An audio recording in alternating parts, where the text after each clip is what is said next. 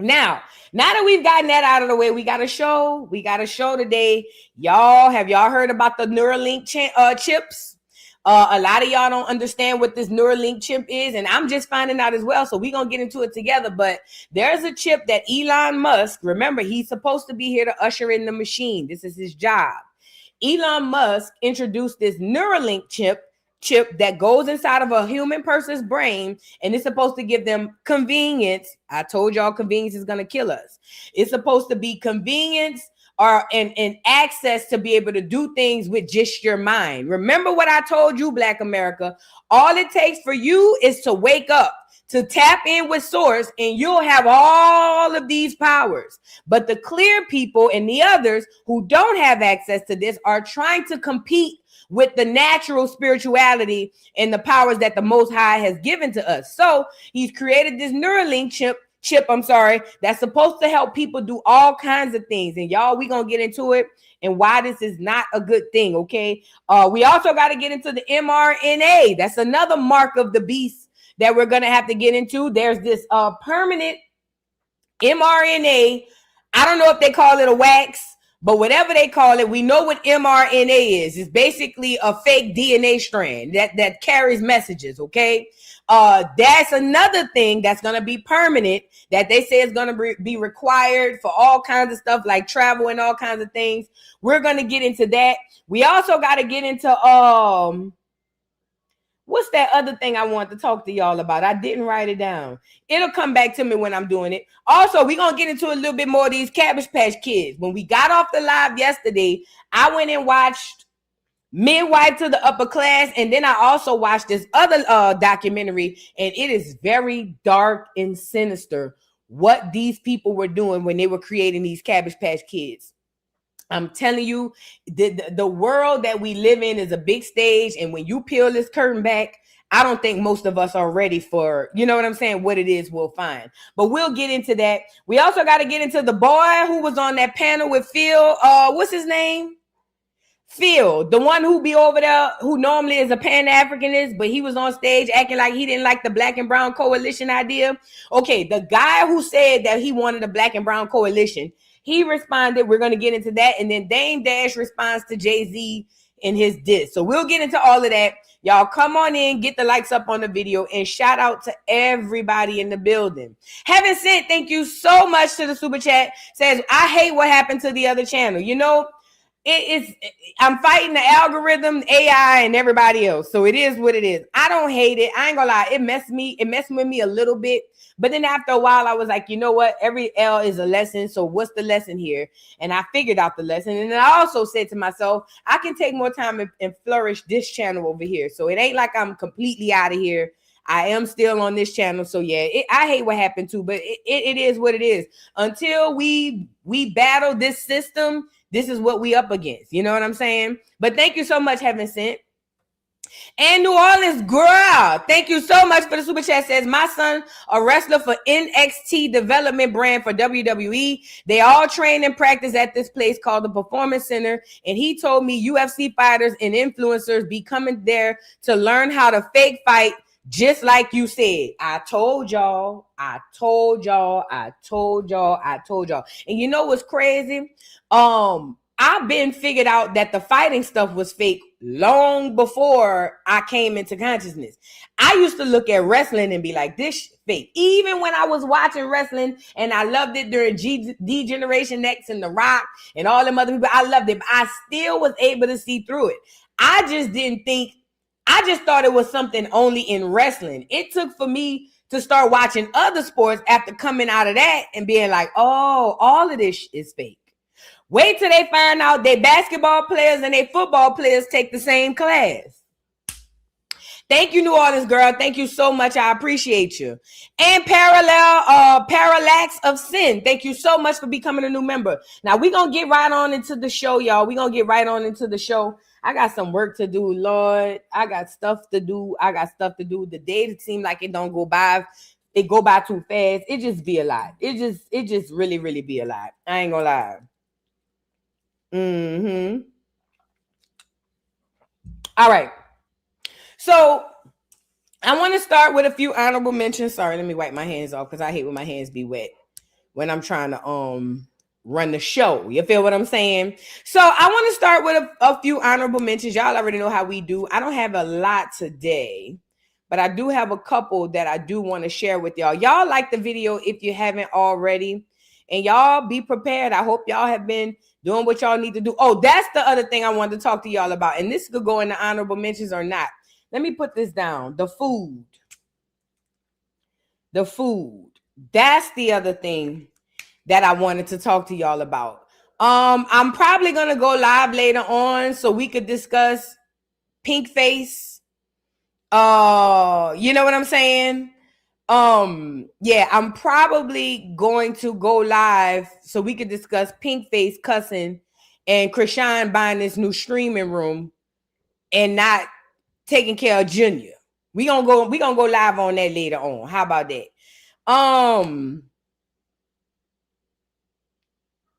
Now, first and foremost, rest in peace to Peebo Bryson. I did find,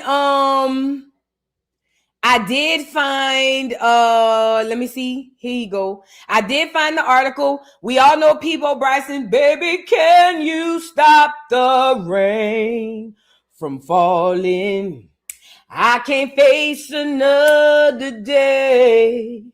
I do anything to see the sun again. Do he sing that song? I think he sang that song. Only you can stop these tears. Peebo Bryson done gone on the glory. He sung on buku Disney shows, Beauty and the Beast. Peebo Bryson is the person we didn't know we knew, but we know him. He done gone on the glory. Let's get into it, Lord. It said Peebo Bryson dies at 75, leaving fans mourning the voice behind Disney's biggest love songs. It says Peebo Bryson, the smooth powerhouse voice behind some of Disney's most unforgettable love songs, has died at age 75. His death comes just days after his representative confirms he had a stroke and was receiving medical care. It says TMZ reported Bryson died Tuesday at 5 p.m. surrounded by the love of his family and those closest to him. People also confirmed his passing on June 2nd, 2026. It says in a statement shared with TMZ, Bryson's family said, with broken hearts and profound sadness, the family of two-time Grammy Award-winning singer, songwriter, and balladeer Peebo Bryson announces his passing. For many fans, Bryson was not just a singer. He was the voice that made animated fairy tales feel grown, emotional, and radio ready. His duet with Celine Dion on Beauty and the Beast helped turn the 1991 Disney classic into a pop culture event, while his performance with Regina Belle on A Whole New World gave Aladdin one of the most recognizable ballads of the early 90s. The crossover power was not accidental. Bryson brought a grown R&B polish to songs built for family films, giving Disney a sound that reached far beyond children's theaters. It says, according to the Recording Academy, Bryson won 2 Grammys, including Best Pop Performance by a duo and group with vocal for Beauty and the Beast and again for A Whole New World. Both songs also became Oscar-winning Disney staples. The LA Phil notes that Beauty and the Beast and A Whole New World each won the Academy for Best Original Song, locking Bryson's voice into 2 major moments in film music history. Still, Bryson's career was bigger than Disney. Before those soundtracks, hits introduced him to a new generation. He had already built a reputation as one of R&B's signature balladeers, known for his romantic records, polished duets, and a vocal style that carried warmth without losing control. Rest in peace to Peebo Bryson.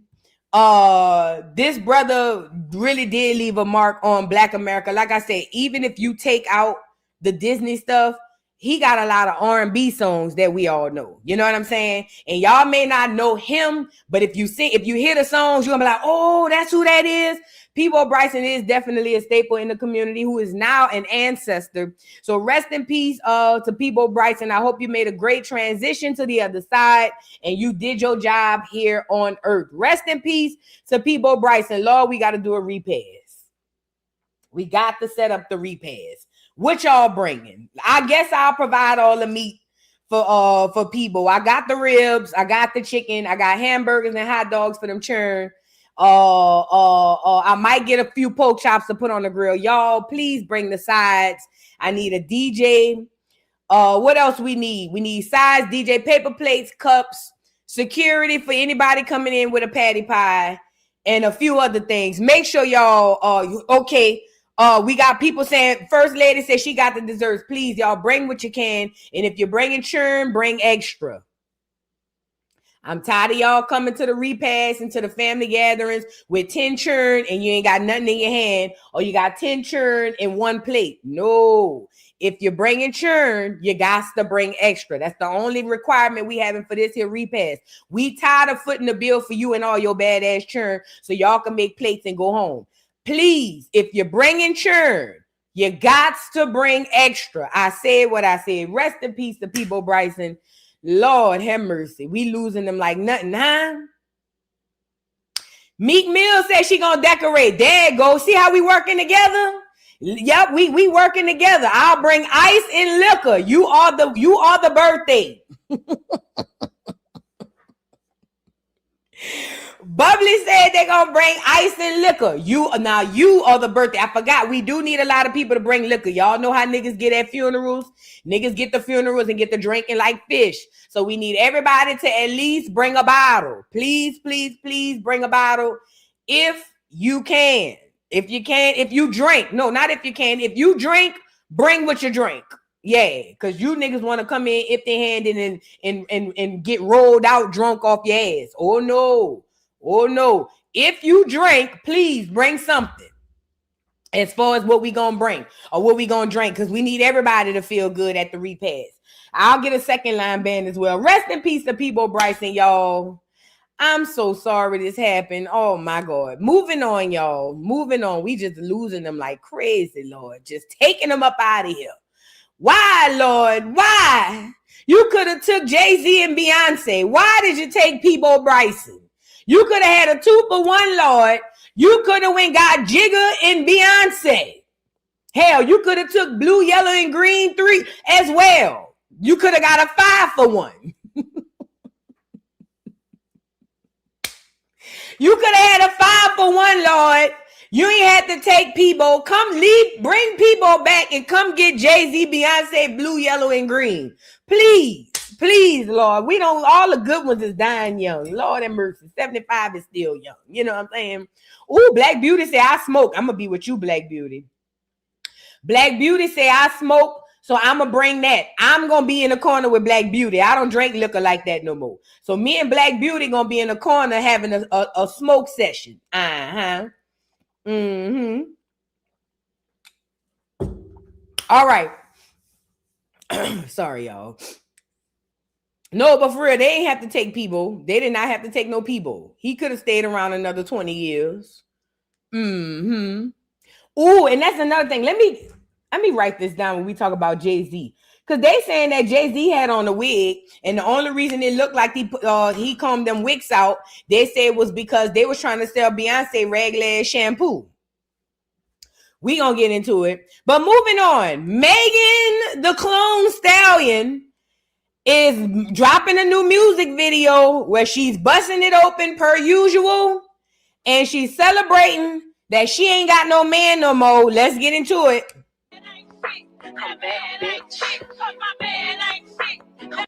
So the song goes, my man ain't and Megan's gonna go on to talk about how she gonna beg him to give her head. No, he's gonna beg her to give her head and all that stuff. You know what I was thinking when I watched this? Megan is the right person they chose to be the face of Planned Parenthood, because she literally runs the minds of young females in society today. When Megan is in love with Clay, all of the females are gushing over Megan being in love. When Megan is getting left, as she always is, now all of the females hate men again. It dawned on me very, very quickly that what is going on. Remember, I told y'all celebrities are puppets, and their job is to herd their sheep. That means their fan base, right?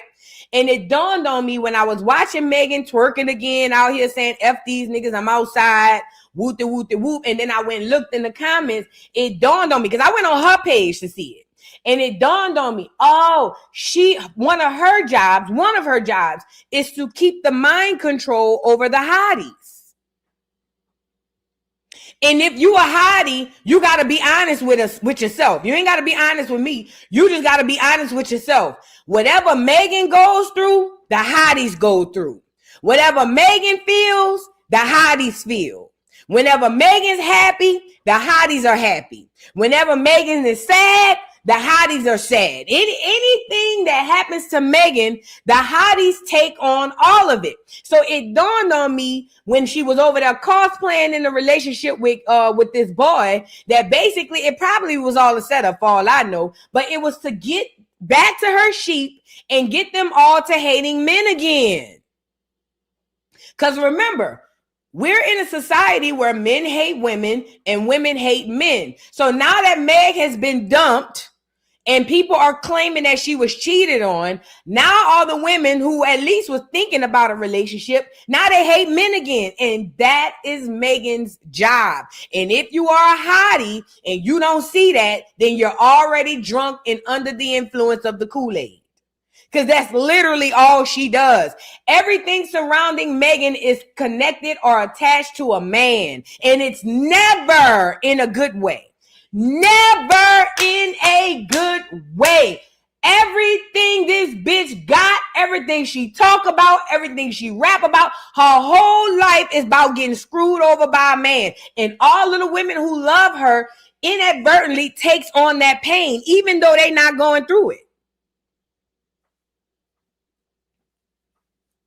I'm looking at it clear as day. That's why she goes through these relationships and have all these issues. And that's the witchcraft. That's the spell work to make you guys take on that negative energy. She not taking on that, not like y'all. Not like y'all. I figured it out. But you know what? Shout out to Meg and the hotties. They love it over there, and I love it for them. I just hope that y'all stay over there with that craziness. Because anytime she go through something, y'all gonna go through it too. And I'm pretty sure it affects your average everyday life. Meaning when you log out, I'm pretty sure it affects you in the real world. I don't want no parts. I don't want no parts. And let me tell you, to the people who's not in the hotties cult, Megan ain't the only one. All of these celebrities do the exact same thing. It just looks differently. This is why I preach to y'all, do not be running behind these celebrities. Y'all can like their music or whatever art it is they presenting to the world, but y'all better separate the person from the music, the person from the sport, the person from the art. If you don't do that, you will be sucked into this stuff. So now she out twerking again. It's everybody's fault except Meg. And all of the hotties in here talking about I hate men. You bitches are insufferable. You know why? And let me say this too. Most of the women that's in the chat talking about they hate men take the most dick. 99% of the women in the chat, I hate men. These niggas is they take the most dick. Facts.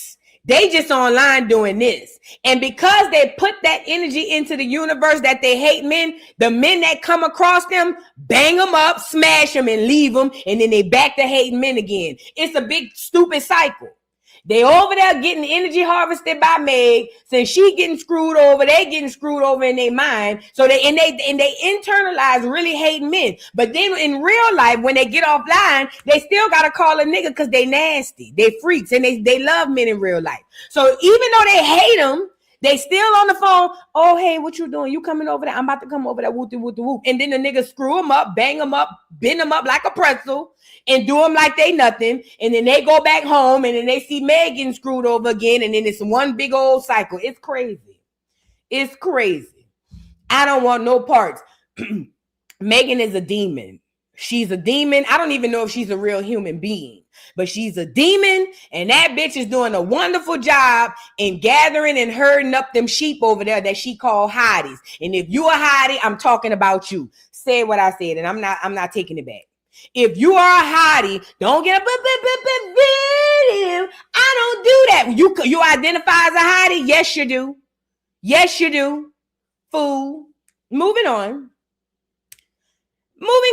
Megan look a mess. And I don't give a damn how pretty her body is and how good her knees is. That bitch look a hot ass mess. And when are you bitches gonna realize that it ain't always about looks? I thought when Beyonce got cheated on, we figured that part out. Y'all still worried about what you look like, nigga, and the nigga's supposed to treat you a certain way because of your looks. A lot of these bitches don't have nothing outside of their looks. That's all they got. The external, the shit that they putting on for the world. They horrible inside, prune, shriveled up on the inside, no self-esteem, low self-esteem. You bitches don't be having nothing but your ass and your looks. I hate it for y'all. I hate it for all of y'all. Then they be wondering why they can't find nobody, because you're stupid. You look beautiful, but you're dumb. You fine as hell, but you ain't worth two nickels rubbed together. That's why. And it ain't just with niggas, it's with friends too. You're beautiful, you're well put together, but you ain't got a nickel worth of sense. That's why. You bitches so worried about how I look versus it's kind of like having a dressed up Buick, a candy painted old school Buick that with the engine on the inside rattling. Like that bitch beautiful when you don't start it up. Or when you sit there, you park that hoe and sitting on that corner, it's gorgeous. Everybody stop and come to see, but start that hoe up. On the inside. That's how you bitches is. Beautiful, candy painted, old school, jacked up Buicks. That's why y'all...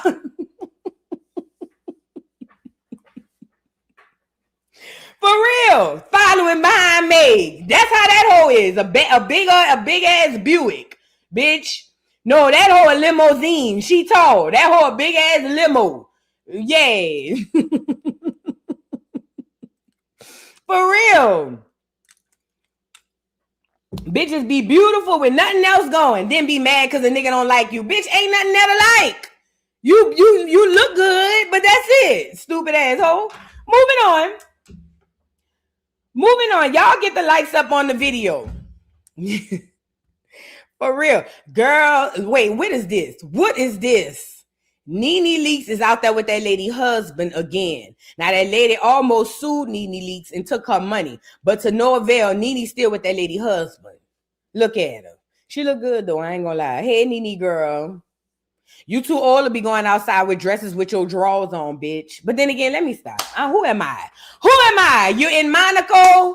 Go ahead on, Monte Carlo, girl. Nene was out there with that lady husband, flashing, styling, and profiling. I thought they broke up. Is that a purse? Is this nigga wearing a clutch? Back it up. Hold on. Skirt. Back this shit up now. Hold up. Is this nigga wearing a clutch? Under the shoulder. Oh my God. That's a clutch.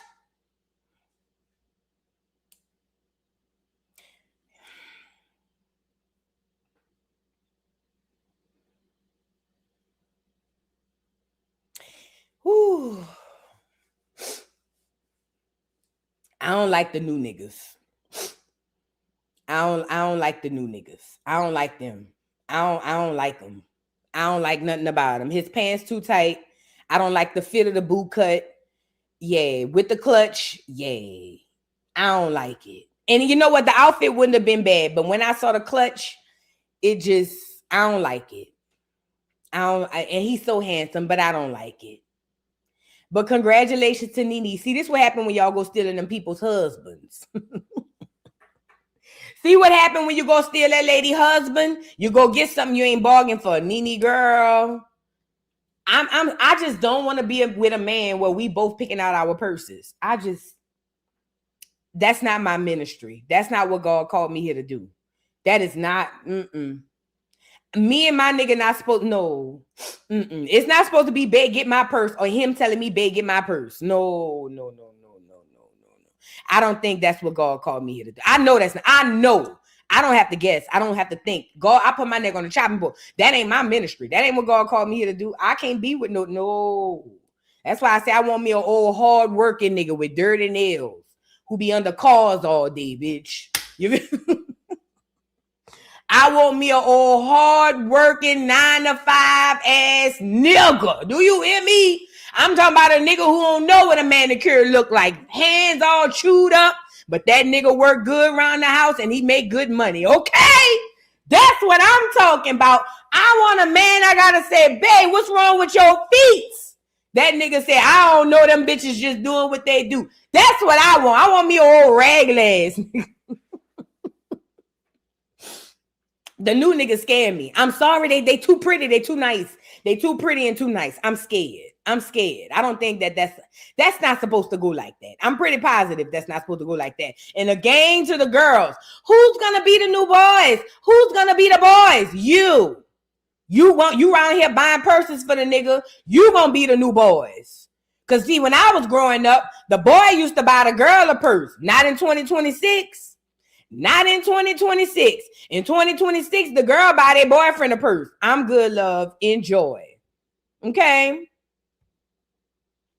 Now, let's get into Dame Dash, y'all, and Jay-Z. Did y'all see that Dame Dash? Well, Jay-Z, let's pull up what Jay-Z said about Dame Dash. Jay-Z did that whack-ass freestyle. Let me pull him up. Sorry, y'all.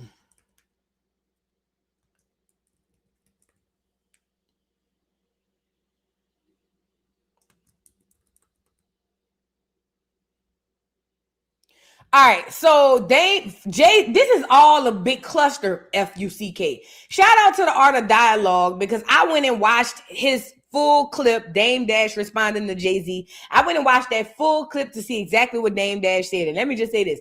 Dame Dash was hilarious. He was funny as F. He was basically going back at Jay-Z because Jay-Z put in his freestyle diss, his hard poetry. He put in his freestyle diss about Dame and his teeth falling out or something like that. And then Dame responded and he was dragging Jay-Z. He said Jay-Z looked a mess. He said his hair was a wig. He said he looked like a microphone. He said his breath stank. Dame Dash said Jay-Z always had bad breath and he always used to chew. He said he always used to chew red, big red gum. He said all it do is make it smell like cinnamon doo-doo. I was weak. First of all, I didn't know Jay-Z breath stank and Beyonce, and put a 3 in the chat if you heard that. Girl, we heard that before the internet was popping, that her breath was stinking. Put a 3 in the chat. I ain't the only one heard it. Everybody in their mama heard about them rumors about Beyonce breath smelling like train smoke. Everybody heard that. I heard it, and I wasn't even on the internet when I heard it. So now we got Train Smoke Senior and Train Smoke Junior over here. He said Jay-Z breath been stinking for years, scolds and blows. Girl, I couldn't believe it. What? I could imagine what the churn breath smell. Stop. Anyways, listen, this is the point.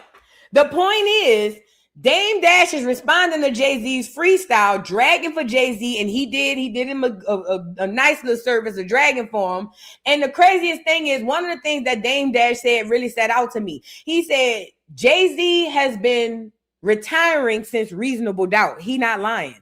All his lyrics spoke about how he's not a rapper, he's a businessman, not a businessman, he's a business man. Everything he spoke about and rapped about was all about him graduating from rap, even at the beginning of rap. So I'm with Dame Dash. For him to have to come back on the stage and rap 20 years later, it's given to Dame that the powers that be told him, get your ugly ass out here. Like I told y'all. Just like I told y'all. And this is the gag. Apparently the whole bush, the whole afro thing is supposed to be to sell Beyonce whack ass shampoo. That secret, sacred secretions bullshit.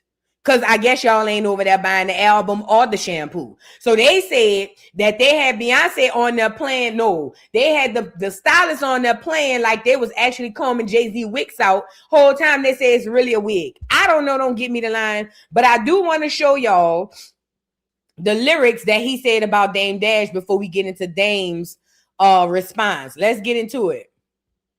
Oh, he went at Drake too. Drake, Dame Dash. He went at buku people. Let's get into it. The leprechauns have magically run out of planes. Your son on the federal jail line mumbling something about having too much in his drink. You know how dumb that is? Another one fumbled his, wonder how I get the blame. Niggas' teeth is tumbling out their mouth, and somehow I'm the one who done it. It's a murder mystery game.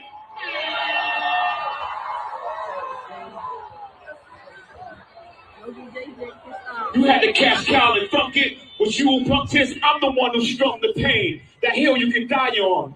It's way too much flack that comes from those planes. I'm killing them softly. What's understood don't need to be explained. You want it one way, it's the other. I still on you suckers, I'm mauling you niggas gang. I ain't much for me, it's no how. Cancel the brunches, I remember the hunger pain. The price of the bricks going up. It's gonna cost you a beat and even say my name.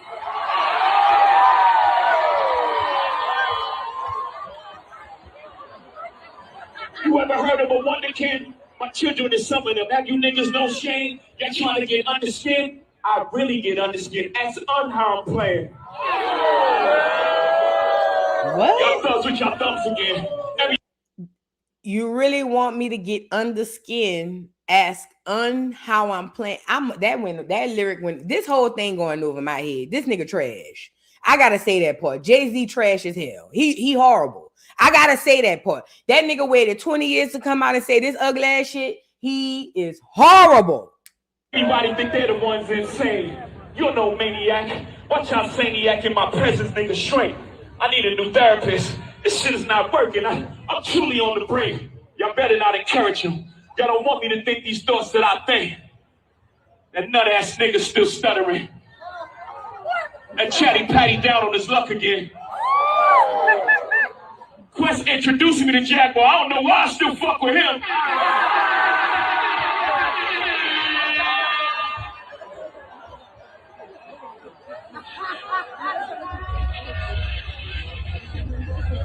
You was wondering why I do the freestyle rehearsal. That lady back on the stuff, she sound like she in love with him. Her kid can't even take their kids. Enough of them. A rapper can't be my eye. I got MAGA Republicans. Them shots came from the very top of the government. Good luck with them. I'm governed by God. You trying to break the government. I prayed for 40 days. My neck get flooded again. Wrist get flooded again. All right, we done had enough. That's what he said. He was dragging for all kinds of people and whatnot, whatever. He made the lyrics about Dame Dash, talking about his teeth tumbling out his mouth. He's a chatty patty and things of that nature. One thing I will give to Dame Dash is he's right about one thing. If Jay-Z is out there on this stage rapping, looking like a damn fool, it's because them people told him to. Jay-Z does not want to rap. He has been talking about how he's not a rapper and he don't want to rap since the beginning of time. And for this supposed to be a billionaire, this supposed to be a billionaire, a boss. This supposed to be a billionaire, and he out there on the Summer Jam screen rapping with hard poetry, and it's horrible. It's given he didn't have a choice. It's given they told him what to do. Remember, I told y'all they made billionaires by putting it on paper. We saw how they did Kanye West. On paper, he was a billionaire on Monday, but as soon as he got up there and said what he said about them Jews, he was a thousandaire, 100,000aire, or whatever, a millionaire, whatever he was. They drastically took his money away because you're never really a billionaire when you're playing with them people. So let's get into what Dame Dash had to say in response. It says Dame Dash isn't holding back when it comes to Jay-Z's recent Roots Picnics performance. It says while many fans focus on Jay-Z's lyrical jabs and unexpected new look, Dame revealed that watching his former Rockefeller partner perform left him feeling something unexpected in its embarrassment. Quote, I would have preferred the version of Jay that would have said something more clever. Facts. Dame said during an interview with The Art of Dialogue, I felt bad because it must be embarrassing for him to now have to be on that stage, not the same version of himself. Dame also took aim at Jay's appearance, admitting the funny thing in me, I couldn't even hear the lyrics because the hairstyle was crazy. I'm not going to go over the quotes. Let's get into Dame saying his response to all of this. He was funny. Y'all got to go watch that interview on The Art of Dialogue. Check it out. Prefer the version of Jay that would have said something more clever. And that's not the version of Jay that I would have ever signed. And I felt bad because I was like, it must be embarrassing for him to now have to be on that stage, not the same version of himself, and still have to work at that age because he has to. So that was the brother in me, like, damn, I know that because I know him, that when we were younger, when he was this age, he hated talking to people and doing all. He was retiring since Reasonable Doubt. For him, and let me say this. He's right in this part. I don't mean to cut him off, but he's right in this part. Seeing Jay-Z perform on stage told me that this is not of his doing, because Jay-Z don't perform on stage. What Jay-Z was doing was making Beyonce ugly ass. I don't mean to call her ugly, but he was getting her duck ass up saying, you go out there and perform. But to see him out there performing, this is not of his doing. I don't believe it. Him to have to come outside 20 years later, I just felt kind of like embarrassed for him a little bit because we all know him. And then the funny nigga in me, I couldn't even hear the lyrics because I would prefer the version of Jay that would have said something more clever. I was crazy. And I was like, why would they let him come outside like that? Like, I'm gonna, because to me it's like, that shit is funny, and there should be jokes for that hairstyle. And if like everyone around him that loves him didn't laugh and be like, yo, what are you doing? And I'm like, why would he do that? Like, we want to see, and I'm gonna tell, because I still care about JJ. When you do Yankee Stadium, I need you to get a Caesar. I need you to put the Yankee hat on and do the thing to the side. That's what we want to see. Facts. We want to see chuckers. We want to see some jewelry. We don't want to see this version of you. I know I don't. That version of The Rock was painful and hard to look at. Pause. So, almost like I was crazy. Like, we don't have direct conversation, but I do feel like if I'm not around, he's not relevant. I feel like that's the reason why they have to bring my name up all the time. I thought that rap was it was bad. It was terrible. Even the way he projects, because again, I'm critiquing him from where he was and where he is. And then I'm like, damn, like, like, why are you trying to make people look like at the outline of you and not directly at you? Why do they keep putting you in these funny hairstyles? And who is it? What version of this would have sold if Jay would have came out in that stupid ass hairstyle with them dull clothes with nothing shiny in in 2000 and 96 when we were coming out, would that have been the one that you would have been like, we don't have direct conversation, but I do feel like. So what Dame was saying is true, especially when he said Jay should have came out with the low-cut Caesar, with the Yankee fitted, and the jewelry. I ain't gonna lie. Now that Jay-Z, that one would have got me to look. I ain't gonna lie. Jay would have came out like old Reasonable Doubt, old Blueprint Jay, first Blueprint Jay, even the second and the third one. But if he would have came out with the blue Yankee fitted, he would have a blue and all black one on with the low cut Caesar, with the white tee in the pants and some fire shoes and a fire chain and a watch. I ain't gonna lie, that's the Jay that would have made us be like, oh, okay, he back. What are you talking about? Let us listen. But not this roots ass, I don't know what this is. It was trash. The freestyle was trash. He looked at trash, and he looked like he was doing it because somebody told him to do it. Like, nobody knows this Jay-Z, nor do we want to know this Jay-Z. Another thing that Dame Dash said was that Jay hasn't had a hit since he was with him. He said, and he don't want to hear about that 444 shit because it was trash. Now, I'm not going to say the 444 album was trash. I actually bought it and I liked it. However, it wasn't one that charted. But Dame Dash was going off on Jay-Z about his hair, about how stupid he looked. Like I told y'all, he said his breath be stinking. He went off on him. It's on the Art of Dialogue. Y'all got to go check it out. But you know what's crazy? Is finding out the reason that he's out there with his hair looking like this is because they're selling Beyonce's secret products. Let me go over here so y'all can see. So the rumor or the story around or surrounding Jay-Z's hair is that he used all of Beyonce's product, 4 days and 4 bottles worth of products in order to get his hair like this. Now, you know what this tells me? They're broke. They need money. And lots of it, because I've never known Jay-Z to promote nothing, especially no hair products. Why are they tying Beyonce's hair products to Jay-Z? Because basically they need you to go out and buy it. Okay. I feel like they both out here working, and I feel like they both need the money. Somebody said that's a wig. I believe that too. And let me say this too.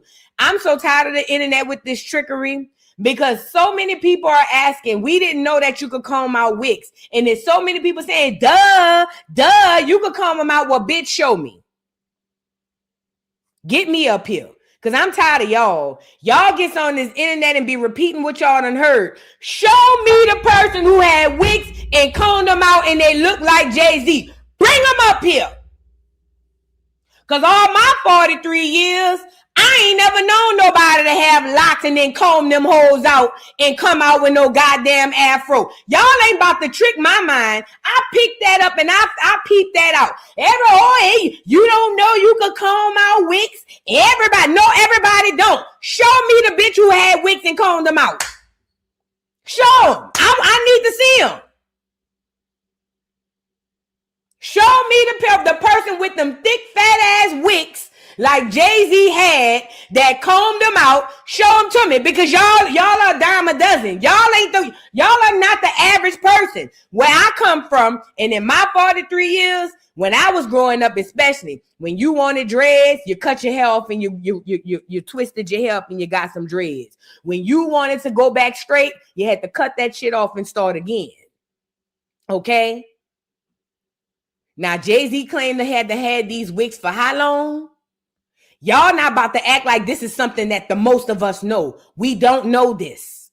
The average person in the hood ain't locking their hair up and combing it out. Just because y'all might have seen it on the internet don't mean that that's what's really happening here neither. Y'all acting like this some normal, average, everyday ass shit, and it's not. It is not. The average person was not growing locks or wigs and combing them out. That is not what we do. I'm not saying you can't do it, and it hasn't been done. But what I'm saying, on average, the average person do not grow locks or wigs and then comb them out. So stop acting like we stupid for not knowing that, because that ain't the average everyday thing. Okay? And I'm not talking about them sister locks y'all go get and comb out neither, because I know about them too. The them little 2 strands y'all go get for 2-3 years, then y'all comb them out. I ain't talking about that. I'm talking about the average everyday style of locks and wigs. I have never seen nobody comb them out. And I'm 43 years old. I've never seen it. I'm not saying it don't happen, but I've never seen it. And guess what? The average person ain't never seen it. So why y'all acting like us asking about combing out wigs is crazy? No, you crazy. We asking about something we ain't never seen before. The average person don't know nothing about nobody combing out no wigs, especially no wigs. Locks, depending on the size, I could see. Wigs, I ain't never known you could do that. I thought that was the most permanent shit you could do. Anyways, the people were saying that he didn't comb that shit out, that it was a wig anyway. So let's get back into it. So the people are saying that even though they trying to sell these products, that Jay-Z ain't had no goddamn wigs combed out. They are alleging that this is a whole wig, and they just using this to sell Beyonce products. Now, let me just say this. Let's just say he did comb the wigs out. That shit ain't had nothing to do with secret secretions or none of this shit Beyonce done conjured up and put in a bottle for y'all to put on y'all head. That ain't got nothing to do with secret. I'm telling you what these people are doing. It's called advertising. That's what it's called. She's taking they, not just her, he and she are taking this entire situation and finding a way to capitalize off of it by telling y'all that all you need is some secretions in your head and you too can comb out your wigs. I'm good. I'm good on this. And I don't believe he combed them out. Let me tell you why I don't believe he combed them out. Look at the video. I don't know if this is real or AI, but look at this video somebody posted. Jay-Z transformation.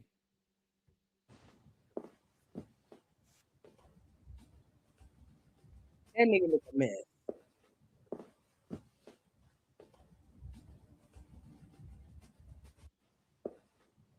Is he gonna turn it? Wait, there's a video where he comb it out. Well, not comb it out. It's just kind of like a flash where he like pull it up and then it was a weird, I can't even find it. But it was a weird where he just go behind Jay-Z and then the camera cuts and then he comes out with the bush. It's weird. Let me tell y'all something. I don't believe he combed them wigs out. I don't give a damn what y'all say. I don't give a damn who y'all saw combing out wigs. I don't believe that nigga combed them wigs out. I believe basically they're on here playing with y'all to sell that regular ass secretions so y'all can go down there and comb your wigs out. I don't believe it. I don't believe it. I don't believe it. I'm not saying it can't happen. I'm just saying I don't believe he did it. And I don't believe nothing about him. Everything about him is fake. Just like Beyonce. Let's talk about it. All Beyonce do is copy everybody. Every freaking thing she does, she copies people. And because she's Beyonce, people look at it as if she's paying respect or homage. No, she's stealing. She's a colonizer. And the same thing is with Jay-Z. He's a stolen, stealing, colonizing ass nigga. All his lyrics be stolen. Even his hairstyle is stolen. The outfit is stolen. Everything is stolen. Everything they do, they don't come up with one original thought. Everything they do be behind somebody else's stuff. And because she's Beyonce and he's Jay-Z, people think that they are so great. No, they are not. They ain't nothing but some Negro-ish colonizers. Because I don't know what the hell Beyonce got going on. All they is some colonizers who copy and steal. That's all they do. And I can't wait till this witchcraft is lifted off of y'all so y'all can stop seeing these people as gods because they are not. One thing, what's his name? Dame Dash said that really stuck out to me. He said he's a billionaire. Why did he have a job? And that's the truth. And what job I'm talking about? Working down at the NFL. He said to him, he said straight up, he said, as a billionaire, him getting that job as in charge of entertainment told me that he's controlled. And that's the facts. Because what other billionaire you know got a job? Everything about this whole couple is fake. Everything about Jay-Z and Beyonce is fake. And the witchcraft needs to be lifted off of y'all eyes so y'all can see it. These people are not your friends. They don't even like niggas. Let's be real. They don't even like niggas, okay? But yet and still, because he's Beyonce and she's Jay-Z, they get all of this praise and recognition. Girl, F them, both of them. How about that? None with them quasi-talented ass niggas. They ain't even talented for real. All they do is steal other people's shit. Every last lyric came out of Jay-Z's mouth came from another nigga pen.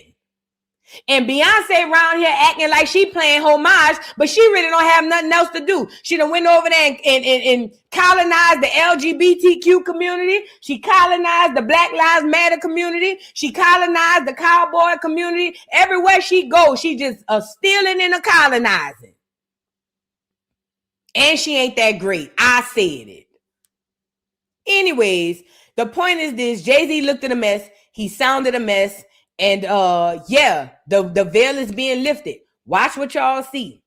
All of these stars that once sat and reigned at the top, they all are coming down. Yes, they are. They all falling. Mark my words. Let's move on. Let's move on. Now, I want to get into the food, y'all. Y'all, I eat a lot of fruit, and I know a lot of us eat fruit as well. But we got to get into what we're really eating. Now, y'all have heard that they spray pesticides and stuff on the fruits. I'm telling you now, if you're looking for something safe to eat, there is nothing safe to eat, okay? I don't give a damn who you is. Oh, but they ain't got nothing safe to eat, girl. They genetically modifying the seeds and everything, okay? But look, this man was on the internet and he was talking about seedless fruit. You know, when you go inside of a grocery store, that's all you can find really for the most part is seedless fruit. If y'all don't understand what I'm saying, when I grew up, my mama used to do nothing but buy fruit for us. That was our snack.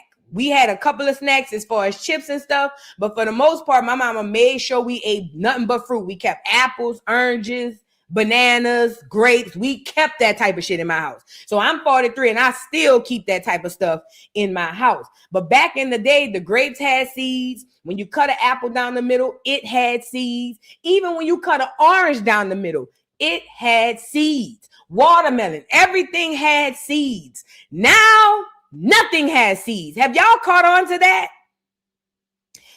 Damn near everything we buying, unless you're going to a farmer's market, there's nothing inside of the grocery store with seeds. That tells me that they're literally making this stuff in the lab. And this is the craziest part. These fruit have taken over all of these grocery stores, even the quote unquote organic. You know what I'm saying? All of the fruit that has seeds are no longer having seeds because they're genetically modified.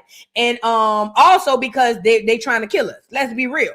So I saw this video with this clear man on here talking about I don't know if I'm gonna play this one. Is it this one? No, let me do this one. Well, let me do this one first. And we're gonna talk about the food that we're shopping in, or the stores that we're shopping in, and the food that we're buying. And then we're gonna get into what the man said about the genetically modified fruit and how it's going to be in the future. Remember, I told y'all the other day that it's going to be a rich man is gonna be a person who can grow his own food. If y'all didn't hear me Monday, I think I said it Monday or Tuesday. I can't remember. But just recently, I told y'all the way the future is going to work is its currency is going to be different. Most people right now live life off of currency being about money. That's not what it always is. And in the future, it is going to be about things that money can't purchase, or you don't have enough money to purchase. And one of those things are going to be food. So people who grow their own food, people who can feed themselves outside of the grocery stores, those are going to be your rich people. Not rich in money, and they can be if they sell their product. But those people are going to be rich in resources. Those are going to be the people who rise to the top, because they're not going to be forced to have to eat genetically modified foods from the stores. And those people are going to be far and few in between, but even still, they will be the rich people. If niggas will be getting robbed for apples and oranges, nigga. You see what I'm saying? Y'all remember, put a 3 in the chat. Back in the 90s when Jordan first came out with them Jordan shoes, how them niggas was getting killed behind them Jordan shoes and them starter jackets. Okay, it's going to be like that for fruits, vegetables, and meat. I'm telling you. Y'all, we out here worry about cars, clothes, and shoes. The nigga who have the most clout and the most money and the most vision in the neighborhood or period is going to be the person who could grow their own food. Watch and mark my words. If you're growing food now, shout out to you. You already ahead of the curve. But I'm telling you, if you can't grow your own food, you're going to be considered poor. Mark my words. Let's get into the video with this man talking about the stuff that's in the grocery stores. Check it out. Imagine living in a country where there's 4,000 chemicals that you're legally allowed to buy. Imagine a place where the citizens are so inundated and indoctrinated that they just think showing up to a place like this is normal food and is going to be healthy for them. Imagine having one section out of 20 sections that are food where you can wash the chemical pesticides off. I'll break this down in 5 seconds and then we'll move on. You have to learn the food supply chain's algebra in order to know what's good for you and what's not. If it starts with 9, it's fine. You can wash those pesticides off with baking soda and a veggie wash linked on my profile called Green. If it's 4, throw it out the door. It's conventionally grown, which means the pesticides are systemically introduced through the roots. If it's 3, it means it's electronically ionized, which means all the nutrition of that fruit has been zapped out of it. So that's the problem. Here's the solution. Grow your own fruits and vegetables. And if you can't, go to your local farms where they're doing it in your neighborhood land and get it from them. This is all sprayed with chlorine, so you got to make sure that you wash this off as well. Anything in a box, do not trust. You just read the back of the labels, and we'll get into some label reading for some of that secret languages I was telling you about. But natural flavors, you can put anything under that text. And also you have sodium erythrobate. That is a preservative. It's going to wreck your gut microbiome. Any lunch meat in a package is going to be cured with a sodium nitrate. That's going to be hard on your filter organs. You know, I just spit straight facts in front of those two gentlemen, and instead of listening and asking a question, they just continued on with their business after I told them it would hurt their kidney filter organs. This is the state that we've gotten in this country. Everyone minds their own business and everybody just does what they're told. When are we going to wake up? A lot of people ask me about bread. So here's the bread section. Just taking a random loaf here and flipping it around. And right here, we have a pretty good product. So that doesn't have any chemicals in it. So that's a winning product. Take it home. It's a lot different than a bread product like this, where if you turn it around, it's got guar gum, monodiglycerides, just a whole bunch of things and ingredients that's going to hurt your body. So I make it easy for you to grow your own food. I ship seeds and grow kits across the nation. It looks like that, and you can grow it in your house in a place like this that's a place with no space. And you're getting living nutrition. You know, you're getting trace minerals and vitamins. Everything in this store has been dead. It's the flaw of the supply food chain system. So those microgreens, they grow every 7 days, and they're 40 times more nutrient dense than the fully grown vegetable counterpart. You also need to check out this buyer's guide that I made for you. It's a free download. Just go on the link on my profile, and you can see what winning products are and what chemicals to stay away from. If you want to really arm yourself with some knowledge, you can go deep with my grocery masterclass, and I just take you through aisle by aisle. And if you want an easy solution, just get winning products shipped to your door with this code. Imagine living in a country where... All right, so he did his little promo at the end, but what stuck out to me with this video is damn near everything you pick up in the grocery store is trash. Some of the stuff, first of all, I wash everything. When I go buy fruits and vegetables specifically, when I go buy fruits and vegetables at the store, I wash them with my hands, okay? Baking soda sometimes, but mostly with warm water or cool water in my hands. I wash all of my stuff. I don't just go get it and put it in the refrigerator. I've been like that. But some of the stuff you can't even wash off. Some of the stuff you literally can't even wash off. This is where we are with the food supply. That's why I told y'all the way it's going to work in the future, the person who can grow their own food are going to be the people who are doing the best, because these people are going to have access to something that most don't, which is real food. Okay. And speaking of real food, I want to get into this doctor talking about why fruit don't have seeds no more. Check it out. Rid of all seeds in fruits and vegetables. And honestly, it's brilliant. Because once every apple, grape, watermelon, and tomato is seedless, guess who controls life itself? No more planting your own food. No more saving seeds for next season. Everything you eat, everything that grows, will come from our labs. And when the last natural seed is gone, that's when it gets fun. We can make them rare, expensive, maybe even licensed. Only billionaires that will have gardens, and everyone else will have to subscribe to eat. Sounds insane, right? But it's already happening. Seedless isn't convenience, it's containment. Every time you pick up a seedless fruit, you're holding a future that can't reproduce. So yeah, expect more seedless, everything. Because the easiest way to control the world is to stop it from growing. So remember to stay safe out there.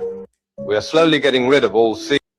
So, slowly getting rid of, I don't know if there's a fruit in the grocery store that has a seed at this point, but like he said, at some point the currency is going to be food, and the people who can grow their own food are going to be the people who are considered to be rich, because everybody else is going to have to be forced to eat this genetically modified crap that they're making. And I think them data centers got a lot to do with this as well. I don't know how, but I feel like all of this stuff popping up with them, these billionaires buying all this land and stuff. Yeah. I think that these people are all in cahoots together. But the point is this, Black America, you don't have to have a whole bunch of land. A lot of y'all could start little small gardens in your yard. Grow some onions. Take an onion you already had or something and just grow that out. Grow some potatoes. I done seen people used to make bread. All types of things that we can make on our own. We just have to stop being completely reliant on the grocery stores because they're not feeding us no real food. They really not. You can't hardly get real food at the grocery stores, at the restaurants, nowhere. I'm going to be completely honest. And I'm talking about the real restaurants and the fast food restaurants. Everybody's serving half-ass food. Food is going to be the new currency. Food, the ability to grow real food is going to be one of the new currencies. If you can, most of us can because we have our ancestral knowledge to show us how to grow things. You don't have to watch no videos. Just get outside and put your hands in the dirt and watch how your soul tell you what to do. Most of us have the opportunity to go out here and grow our own food and not be so dependent on the government. I would employ, that everybody out there, please try to do, at least if it's something small, just try to start growing some stuff to get yourself in the habit and in the rhythm of doing this outside of the grocery store. Because I'm telling you now, everybody with their head down, just going with the system. You heard how that clear man said, he literally was saying all those things are bad for you, and people just kept on buying the food. These people are programmed. All these programmed people who not paying attention, they're going to be the ones going into slavery first. Does that make sense? So please, y'all, start growing your food, okay? Now, I want to move on. Because we in deep now. We in deep to what is here. Not this, these things are not to come. They're already here. It just hadn't hit you yet specifically. So the food thing is one thing. Now we got to talk about this mark of the beast in these damn implants, okay? So we're going to talk about the Neuralink implant. That's something that's going to be used to control the mind. But now we got Bill Gates trying to do mRNA implants in people, and these are going to be required. Now, you know, it's crazy because Bill Gates and all these other people who are in charge of the jibber jabber, talking about the vaccine, all of those people have been found to be liable for all those debts. And I ain't going to say legally liable, but we all have been found out, or that we've all read and seen that they were behind forcing people to get these jibber jabbers. And these people, when got these jabs, people lost their lives, people lost good health, all kinds of stuff. And these are the same people that was behind that. You got your government on one hand acting as if they're all appalled and, oh my God, I can't believe this. But everybody is in on it. Everybody is in on it. The government is tied with Bill Gates. Don't let none of them, Democrat or Republican, don't let none of them fool you. Sorry. Don't let none of them fool you by telling you that they are against Bill Gates. They lying. Every single one of them is here to help Bill Gates do whatever it is he's here to do. Okay? So now we all know, for y'all who don't know what mRNA is a messenger DNA. It's fake DNA created in a lab. Allegedly, it's fake DNA created in a lab by scientists that's supposed to be, they shoot it in your body and it's supposed to carry a message to your cells. Now, they don't say what message, they don't say how many messages, they don't say how it works. They just say for COVID, they say we're going to drop this wax on you and this mRNA is going to go to your cells and help you fight the virus. We saw how that worked out for a lot of people. People died off that shit. Okay, allegedly. But they've already done the mRNA. We already know it's a fake messenger DNA. And now they're going to make it to where it's a permanent mark of the beast or a permanent implant for people. And this is the craziest part. So many people are going to get it. Yes. A lot of people are going to volunteer. And then a whole other portion of people are going to be so afraid that their jobs or whatever they dangle over y'all head, they're going to be so afraid that they're going to lose it. They're going to go and get implanted as well. And this is going to be the biggest problem. And I'm telling you, Black America, you go get that mark of the beast, you might not have more favor with God after that. Once you go get that mark of the beast, I'm not God, but I'm pretty sure he is not going to be too happy about you letting them people implant anything in your body. Okay? Now, let's get into the mRNA implant. It says, colloidal gold versus nanotech. Dr. David Nixon shows how colloidal gold instantly disrupts harmful nanotech frequencies, acting in seconds as a nervous system plus brain detox. It says colloidal gold and nano detox. Gold destabilizes toxic nanostructures and binds frequencies that disrupt cellular balance. This helps clear hidden stressors weighing down the immune and endocrine system. Endocrine system. The solution, gold, it says when you reset your nervous system, detox the pineal gland and reduce inflammation at the source, your brain and body can finally heal. Now they saying this is supposed to heal you. Colloidal gold makes this possible in ways no synthetic drug can, okay? Now let's get into Bill Gates explain this. The fact that y'all allowing this man to create this stuff and even entertain the idea of taking it is asinine to me. But I forgot we walking amongst a lot of clones and NPCs. Let's get into it. It says the Gates Foundation has developed microneedle implants that install permanent quantum dot markings and mRNA directly into your body. Check it out. Literal QR code. You will be marked. This lasts, again, for years, perhaps permanently. And this will be used as a biological vaccine passport system where you won't use your phone. You won't use the QR code on your phone to enter the store and travel.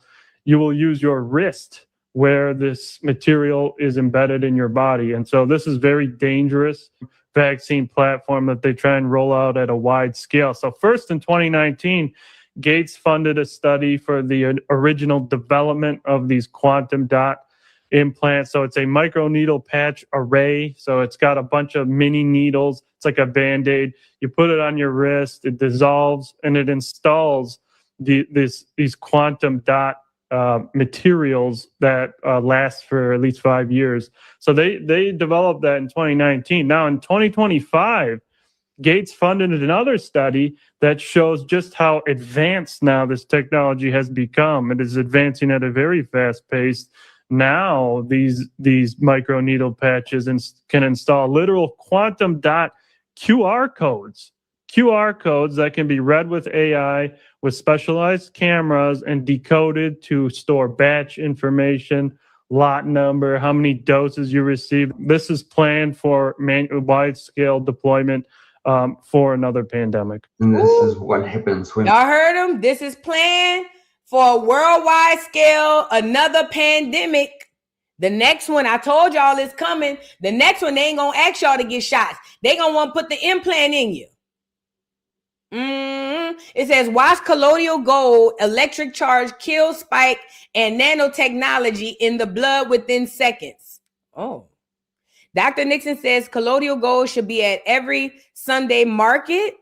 Colloidal gold is the only thing that will wipe out nanotechnology and spike in both vaccinated and unvaccinated. What? And samples exposed to the colloidal gold. Wow. Pretty cool. Wow. So the really, really awesome thing about this is exposure at a distance. So the colloidal gold didn't actually come into contact with the sample. You serious? Why would, okay, I have a question. Why would colloidal gold be working like this? I obviously know very little about it. Why would it be working this effectively? I don't know the answers to that question. I know that colloidal gold carries an electric charge. We make it with the process of electrolysis. It can be made in the home. I certainly would envisage we decentralize the production of colloidal gold and have it appear at every Saturday market and every Wednesday market in the country. But it carries an electric charge and it's able to act as this tech at a distance. Wow, that's Admittedly, astounding. we're only talking in millimeter, and with some of these experiments, I included an air gap as well. So that drop went from that to that Wow. within about 2 hours, without touching the sample. So if I'd actually ran the drop into the sample, it would have wiped out everything. You wouldn't have seen anything. Have you got test results, Dr. Nixon, from your patients that you're able to share anonymously with us to show the results, or is that still coming? Most of that's still coming. Sure. I'm suspended from clinical practice at the moment, but I'm allowed to do research. So I'm doing some research on this. So I'll let you know, but I do have one patient who's keen to let everybody know about his experiences. So I'll let you know about Patrick at the end. Yes, wonderful. Interaction of colloidal gold nanoparticles with human blood, effects on particle size, and analysis of plasma protein binding profiles. Man, let me tell y'all something. I would not trust any of this stuff. I just wouldn't.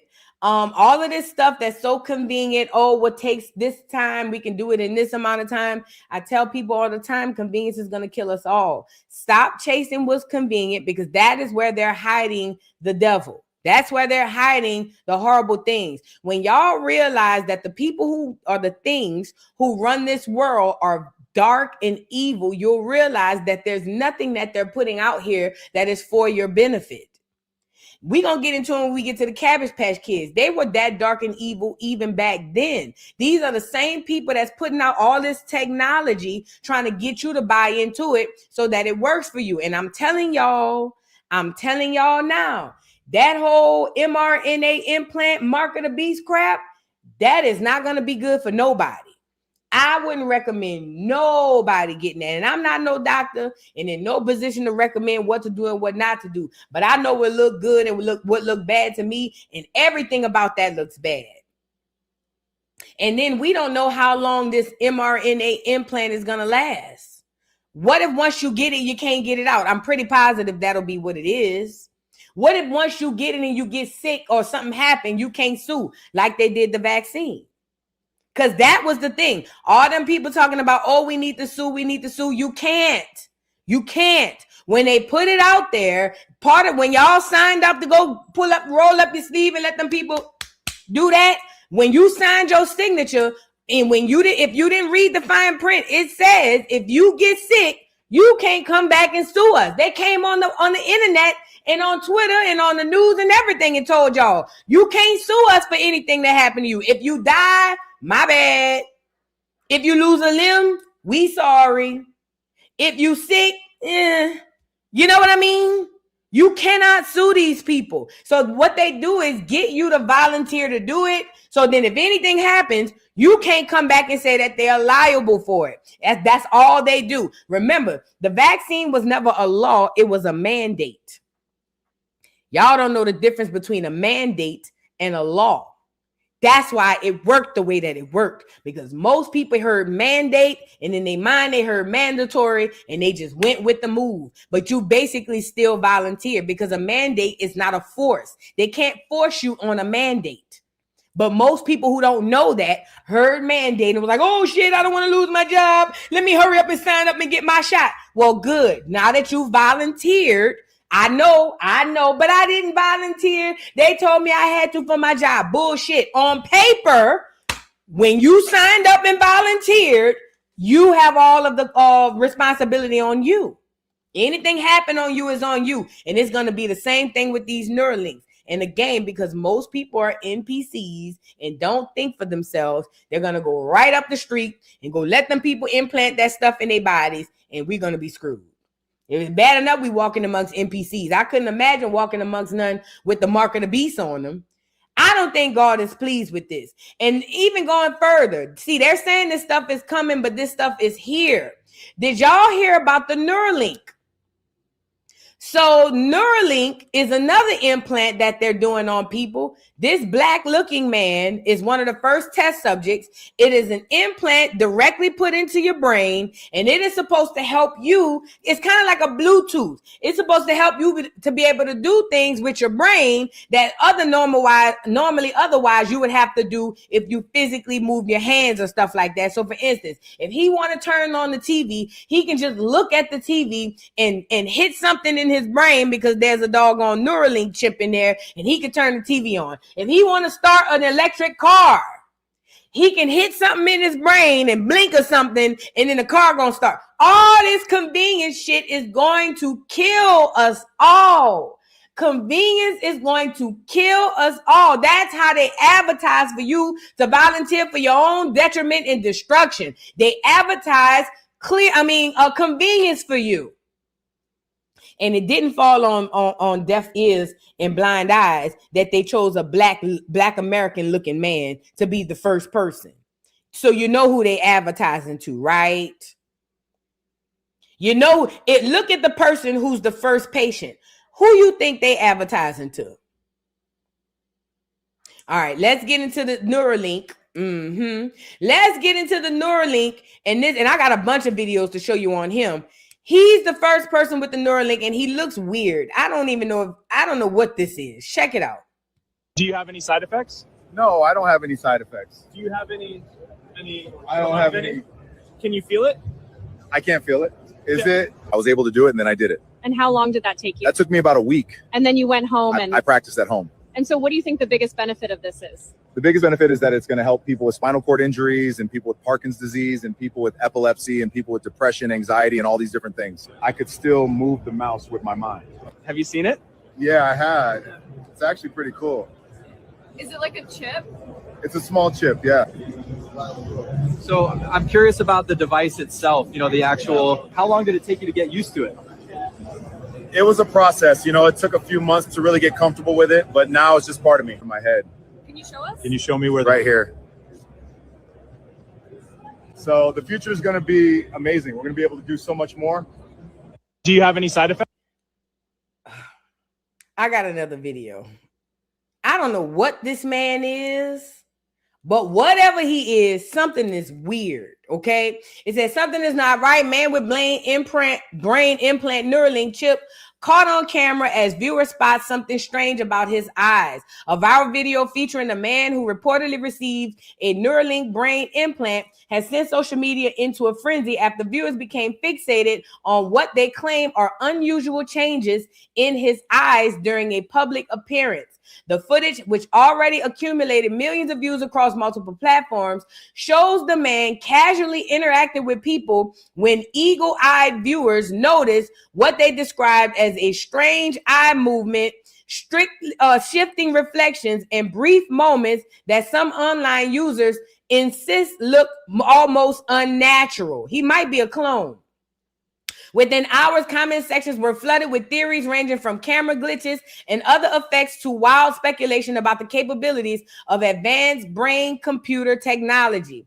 Quote, did anyone else see his eyes change? One user noted, while another commented, something about this doesn't seem normal. Despite the growing buzz, there is currently no evidence suggesting anything unusual beyond what could be explained by camera angles, video compressions, I bet, or natural eye movements. Nevertheless, that hasn't stopped internet detectives from replaying the clip frame by frame in search of answers. The controversy has reignited public fascination with emerging brain interference technology and sparked a broader conversation about how quickly viral content can fuel speculation online. They're deflecting. Whether the mysterious moment has a simple explanation or not, one thing is certain: the clip has captivated millions and turned an ordinary public appearance into one of the internet's most talked about viral debates. Let me say this to y'all, Black America. If you think it first, don't go against that thought. Don't let nobody external to what you feel or hear internal take you against it. If you see it and it look weird, guess what? It's weird. You know how they say follow your first mind? We in 2026 and moving forward, we got to follow our first mind. We cannot have an original thought and then have somebody come and convince us that that original thought ain't what it was. If the people saw him and he looked weird and his eyes were shifting, that's because his eyes were shifting and he looks weird. I don't give a damn about no camera angles. I don't give a damn about no editing. I don't give a damn about none of that. For all we know, this ain't even a real human. It could be an alien in a goddamn skin suit. It could be a clone. It could be a Cabbage Patch Kid. It could be all kinds of stuff. We walking amongst everything. Y'all don't know it. Go watch the movie They Live. They're everywhere. Let's get into the video. Something is very strange about this man. I like what you see. That's so scary. It's real, bro. It's real. Yo, how do you do that?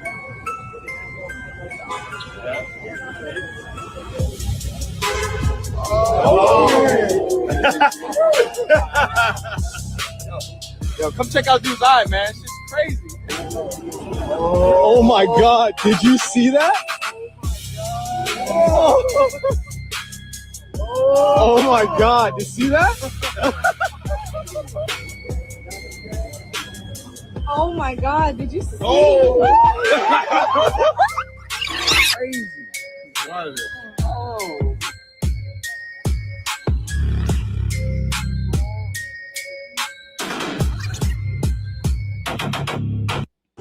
I like what you see.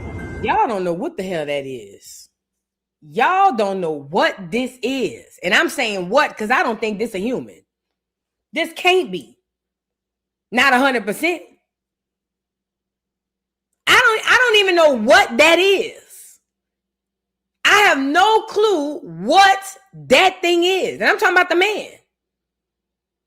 His eyes changing colors. He remote texting the whole crowd at the same time. He read the man's mind and had his name go across his eyes. This man, convenience is going to kill us all because they're going to have somebody who just gotta try it because they want to be able to see if they can make the crowd go, ooh, and I'm telling you, man, this is something, man. I'm scared of y'all. I'm scared of the world. I ain't gonna lie. I am scared of the world. Let's get into Elon Musk. No, before we get into Elon Musk, let's get back into the man. Now, I found this video of the same man. It says half man, half machine. Let me stop sharing and reshare so y'all can see it. So in case the volume goes crazy. Yeah, they trying to get us to accept it. That's why they put these people in public in front of whole groups of crowds of people so that it can go viral so that you can accept it. It's the same thing with the robots. Remember I told y'all Kai Cenat kept having them robots on his stream to make the children comfortable with being in the room with robots? And I told y'all that's so when y'all buy y'all robots, the children gonna be more accepting of it than you because they've seen it 50-11 times on Kai Cenat's stream. It's the same thing they doing with this man with this chip in his head, this Neuralink shit. They're gonna keep it in rotation on the internet to where even when you don't agree with it, subconsciously it becomes normal to you. Even if you think it's crazy, if you keep seeing it over and over again, this is the purpose of the internet and media. Subconsciously, you're going to think that it's somewhat normal, not consciously, subconsciously, because you'll be done seen it too much. That's what they're doing, trying to find a way to basically get you to buy into it voluntarily. Remember, I told y'all the new slavery is not going to be forced. People will not be taken by force. The new slavery, people will walk right into slavery voluntarily. And it ain't always to a plantation. Let's get into this. My name, it's not too important. What I'm about to tell you, it's extremely important. I'm one of the first people to get a Neuralink implant in my skull. If you guys can see and don't really know what a Neuralink is, it's kind of like an electronic chip from Elon Musk. embedded in your skull. At first, it was kind of like a Fitbit, kept track of vital signs, stuff that was going on in my body. Eventually, it's gotten to a point where I can move a mouse without even touching a computer. I can connect, I can download, I can transfer information. I'm not the only person that has one of these now, and now we can communicate. This is what's going to happen for the rest of the world.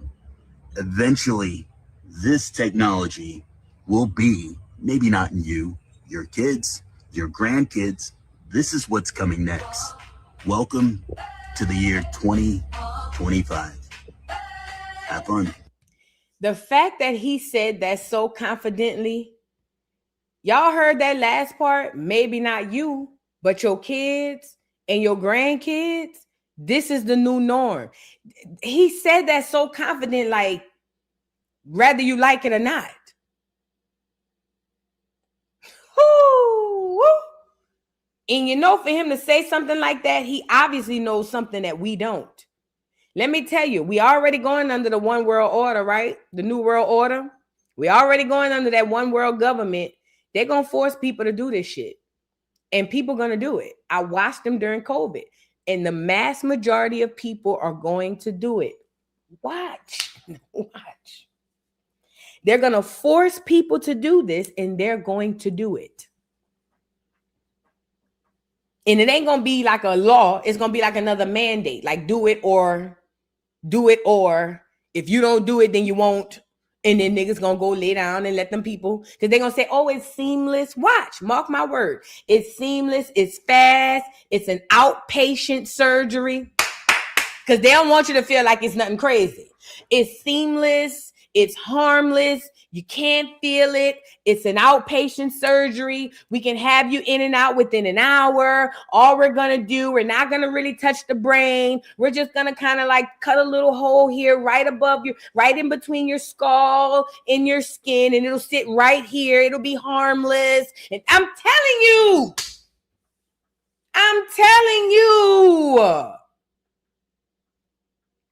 And it's going to be an outpatient thing where you can go in, you can set your appointment. They're going to make it free for the hood. Oh, yes. For the hood, it's going to be little to no money, or it's going to be free. See, when y'all see them people trying to give you stuff for free, that should be your main, that should be your main, what the hell is really going on around here? But they're going to give it to the hood for little money or no money at all. And there's going to be churn and all kind of people running around here with the Neuralinks in their brain. Watch, like the man said, may not be you, but it's going to be your kids and your grandkids. That is scary AF. This is why I'm telling y'all to do your genealogy and wake up and ground and meditate. When I tell y'all we under heavy spiritual warfare, this is what I'm talking about. This is the spiritual warfare that I speak of. Y'all be thinking I'm speaking on some old Harry Potter ass shit. But I am in a way, because this is some Harry Potter ass shit. But this is what I'm talking about when I tell y'all we are under heavy, deep spiritual warfare. And the only safe place for you to run is the Most High. That's the only safe place for you to run. The Most High God. And for people who don't know him and can't hear him and don't have no knowledge of self or knowledge of source, they are going to be screwed. Look at this. What's going on with my body? You guys wanted to know an update. Look, first of all, if you guys haven't seen stuff like, for example, my elbows, look at this shit. Hold on one second.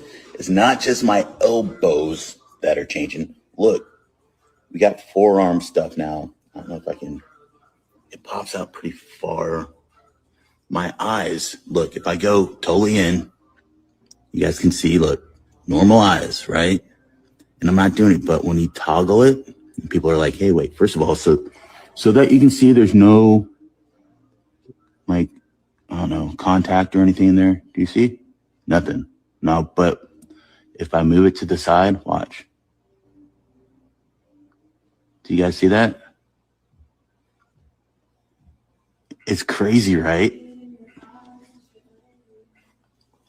I know it's been going on for a while. If you guys haven't seen the rest of the updates on my page, check it out. Or look, But I have a whole real shapeshift series. If you guys want to see those changes, dude, we put it in a damn series. So click that, get the update. Stay tuned. I don't know what's going to happen next. This is scary, bro. This is the weapon formed against us. Man, oh man, look at his elbow. And his arm, he said, growing some stuff out of it. Then he said his eye, he said he don't have a contact in it. But whatever that is that acts as a contact lens or whatever it is that he can put people's name across his eyes and shit, you can tell that's something in there. I don't know, y'all. See this mark of the beast shit? This where we at? This is where we are at.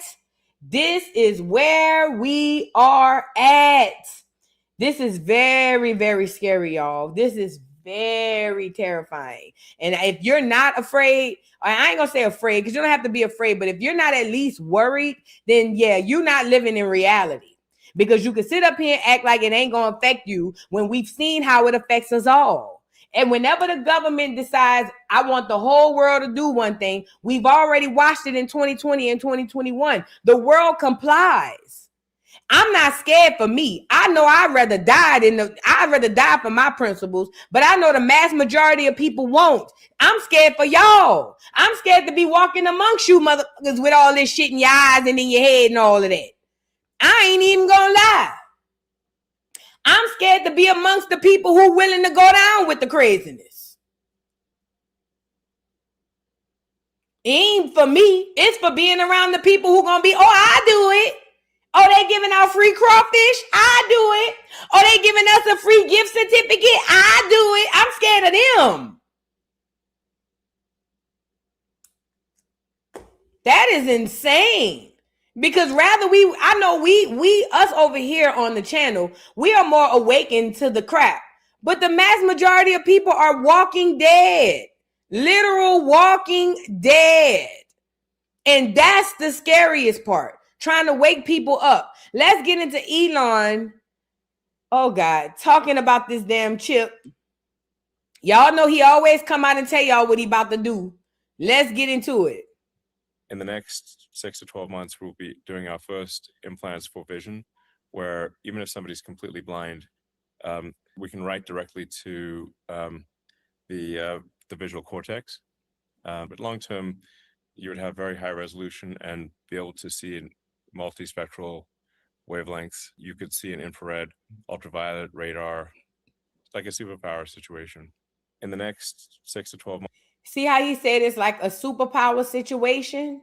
What Elon is trying to do, like I tell y'all all the time, is he's trying to keep up with God. What's happening is the Most High has a group of people, that's us, and he's waking up all of his people, right? Or at least the people who need to be awakened. And a select few of those people, and really all of them, but there's a select few of those people who have access to superpowers, just like you see in the Matrix, just like you see in all of your Marvel movies. I talk about all of your Superman movies. These people will have those powers. The things, even Jesus said it in the book. He said, the things that I've done, you can do too. He said, and there'll be people who will do more. We're going to have real people. And it ain't just Black Americans, melanated people, some people, period. Okay. There are going to be people who are going to be able to do miraculous things, but it is going to be ordained by the Most High God. But what they are doing is trying to keep up with God with technology. So this is why Elon, I tell y'all, never be afraid when you see him. He's here because he's supposed to be here. This is all part of prophecy.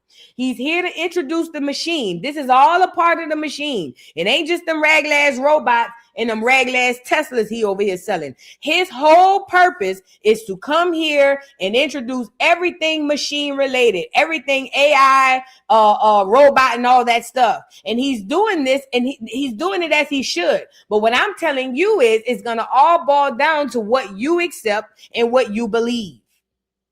Because at the end of the day, if you believe that man's power is greater than God's, then you're going to fall. All you Christians, especially y'all, all you Christians, all you Muslims, all you people, you Hebrews, all y'all who swear to God, y'all love God and he is the Almighty and the Most High. I would love to see what y'all gonna do. Because y'all speak and preach all the time about how nothing and no man is higher than God. But I see every time this man come up here and threaten y'all, y'all fold like paper towels. I am of confusion. It be mostly the Christian, I love Jesus, bleed the blood of Jesus. It's most of them who fall when this man come up to them and say, hey, you do this or else. I thought God had the last say.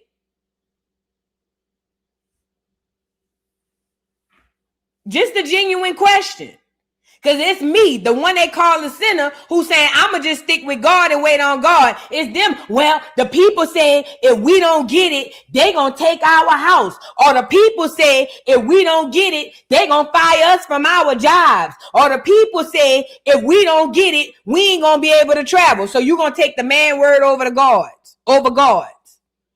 I'm just telling y'all, all these God freaks, I be running far away from them because I know they full of shit. It's all God until that man put his boot on their neck. It's going to be so many people afraid of whatever consequences they lay over your head that everybody going to be signing up to go get their little implant in. Watch. The same ones who believe God is the Alpha and the Omega and the decider and all of this, they're going to be the first ones in line because they scared they're going to take their house, their job, or their freedom. Watch. I ain't making this shit up.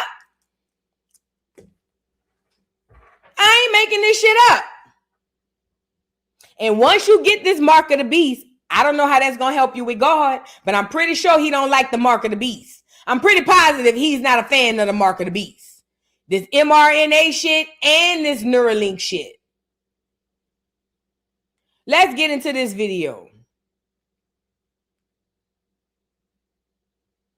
They could manipulate your entire reality into a false reality. They can manipulate every one of your senses, touch, smell, taste, insert emotions into your brain, fear. You think that's a real possibility? I mean, yeah, everything you just mentioned is ultimately going to be on the table. Manipulating your memories, manipulating your emotions. There's an element here where it'll legitimately turn us superhuman, hook into AI. All of a sudden think at superhuman speeds. But then to your point, the flip side of that, mind reading and mind control, that is where the technology will go. It's a huge attack vector. It's going to be pretty critical if we want humans to remain relevant as AI keeps getting better. Like any advanced technology, we have to not fuck that up. It could manipulate your entire... Not if we want humans to be relevant when AI advances.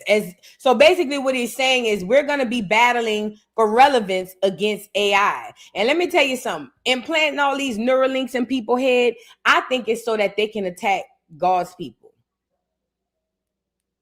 Because remember, once they put this shit in your head, you're not going to have no control over nothing no more. Once they put this Neuralink chip in your head, all that mRNA shot, whatever, once they implant anything into you, you lose all control. Yes, you're going to have control day to day, and you're going to think you're the one in charge. But whenever they want to tap into whatever chip they put in you, it's a wrap. It's a wrap. You will lose all control of all things. And I think that they're going to be able to utilize this Neuralink thing to weaponize it against other people. Remember, I spoke about it yesterday with the cars. They're not going to need the police. The police going out of business. You going to be the police. They're going to incentivize you to be the police. And they're going to also put them chips in your ass so they can make you be the police even if you don't want to be the police. You matter of fact, you around here don't know why you turning in your baby daddy for selling weed. I didn't mean to do that. The Neuralink made you do it. The Neuralink saw that nigga bagging up them nickel bags with your eyes, and the Neuralink contacted the authorities, which contacted you, and you done went around and turned the man in. I'm telling you. Literal mind control. Yes, literal mind control, Ernest. Literal mind control. I'm talking about textbook mind control. That's all this Neuralink shit is. And that mRNA. It's all about control. Convenience. They're going to tell you, oh, you'll be able to read fast. You'll be able to do this. Bullshit. It's all convenient so they can kill you. Let's get over here. I went and got a whole bunch of videos because I was interested. Neuralink, okay? Why is he proposing Neuralink? It's part of transhumanism, right? Everything goes back to Jacob Frank. What does Jacob Frank believe? He believes that what matters is, at the end of the world, is the spirit becomes flesh. You understand? The spirit becomes flesh. What matters is not the mind. What matters is matter. Second thing he says is, listen, your laws tell me to fast, to suffer. I don't want that crap. I want to enjoy my life, okay? And the third thing is, this world cannot have been created by God. It was created by Satan. Because why would God allow us to die? Therefore, we must defy Satan by living forever, okay? Now, if we understand Frank, we understand the idea of transhumanism. Didn't I tell y'all? This is a guy with his own bionic eye that records things. Wait, before we move on, he said a lot. Then we talk about transhumanism. Look, so the man's theory, Jacob Frank's theory is Satan had to invent the world because people die. Let me just say this, Black America. You don't die. You reincarnate. That's why you see little babies and you say, oh, he done been here before. Yeah. You don't die. You reincarnate. Yes, your flesh dies on earth. Yes, you come here. You have a life. And then, yes, ashes to ashes, dust to dust. But you get to come back. They the ones who die and never get to come back. Unless they doing some witchcraft or some science shit, they the ones who don't get to come back. You are regenerated. Energy is not destroyed, ladies and gentlemen, boys and girls. It simply transfers, okay? You don't die. You've been here and have lived multiple lifetimes. That's why you know certain shit and don't know why you know it. That's why you know how to do certain shit and don't know where it come from. You, ladies and gentlemen, boys and girls, have lived many, many lifetimes and will continue if God say the same. They the ones that only have a certain amount of time, then it's over. Even the book tell you from dust they go to dust they shall return or something like that. All it's telling you is about the circle of life, the circle of how you regenerate in and up out of here. It's the same thing. Go read your Bible. They the ones trying to make sure they can come back. Die. Therefore, we must defy Satan by living forever, okay? Now, if we understand Frank, we understand the idea of transhumanism. Okay, this is a guy with his own bionic eye that records things. This is a guy with his own arm. This is a new trend in the future. What is transhumanism? The capacity to live forever, okay? This is the future that we're looking at. If you're a rich person, if you're a powerful person, this is what you will experience. You will experience longevity, health, and beauty, okay? You will have organ transplants that keep you young. You will have stem cell therapy to repair any cancer, any diseases. You have gene therapy. You have blood transfusion. You have replacement bodies, okay? You will be 20 years old forever. You have great sex. You'll live forever, okay? This is if you are a billionaire. Everyone else? Well, first of all, you become a cyborg where you are now specialized for a certain function, okay? They're gonna put microchips in your body so you can become a better accountant, okay? They'll turn your arms into cyborg, bionic arms, so you can be better construction worker. Who knows, okay? Microchips inside of you, the mark of the beast. What do these microchips do? They are digital ID and digital currency. And guess what, guys? If you're not happy, they'll know about it, and they'll give you drugs to make you happy. You think this won't happen? They've already have everything in place, okay? Addictive drugs to control. What? This man said they're going to put the mark of the beast on you, and if you're not happy, they're going to give you drugs to make you happy. Oh, my God. Okay? They'll turn your arms into cyborg, bionic arms, so you can be better construction worker. Who knows, okay? Microchips inside of you, the mark of the beast. What do these microchips do? They are digital ID and digital currency. And guess what, guys? If you're not happy, they'll know about it, and they'll give you drugs to make you happy. You think this won't happen? They've already have everything in place, okay? Addictive drugs to control mood. Oh, and like if you're lonely, don't worry, man. That's what AI is for. You have an AI girlfriend and boyfriend, and you know what? Most people would prefer an AI boyfriend and girlfriend, okay? Okay? And then it'll be an individual matrix where you live in your own world. So be a World of Warcraft, but in the real world, okay? Where everyone who's your friend, your entire family, it's all just AI generated, okay? You live in a perfect world. They gonna AI your family and friends.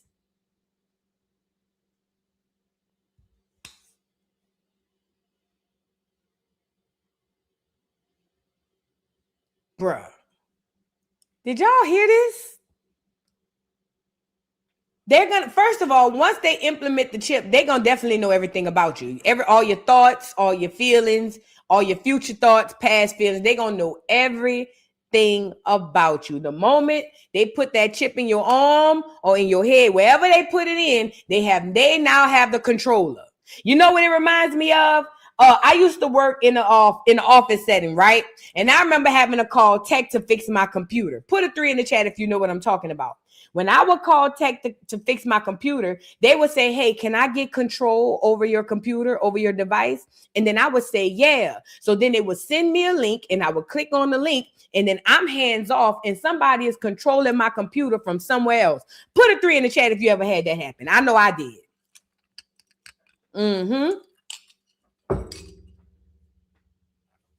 That's exactly what happens when you put the neuro chip in your head. It's almost like telling somebody somewhere else, hands off, you got control. Now, just like the computer, if anybody has ever done this, you know what I'm talking about. You can still work on it. Even though somebody else have control of my computer, depending on what's happening, it's certain stuff I can still do on my computer. But the massive control of the computer is in somebody else's hands somewhere else. That's the exact same thing about to happen with this Neuralink.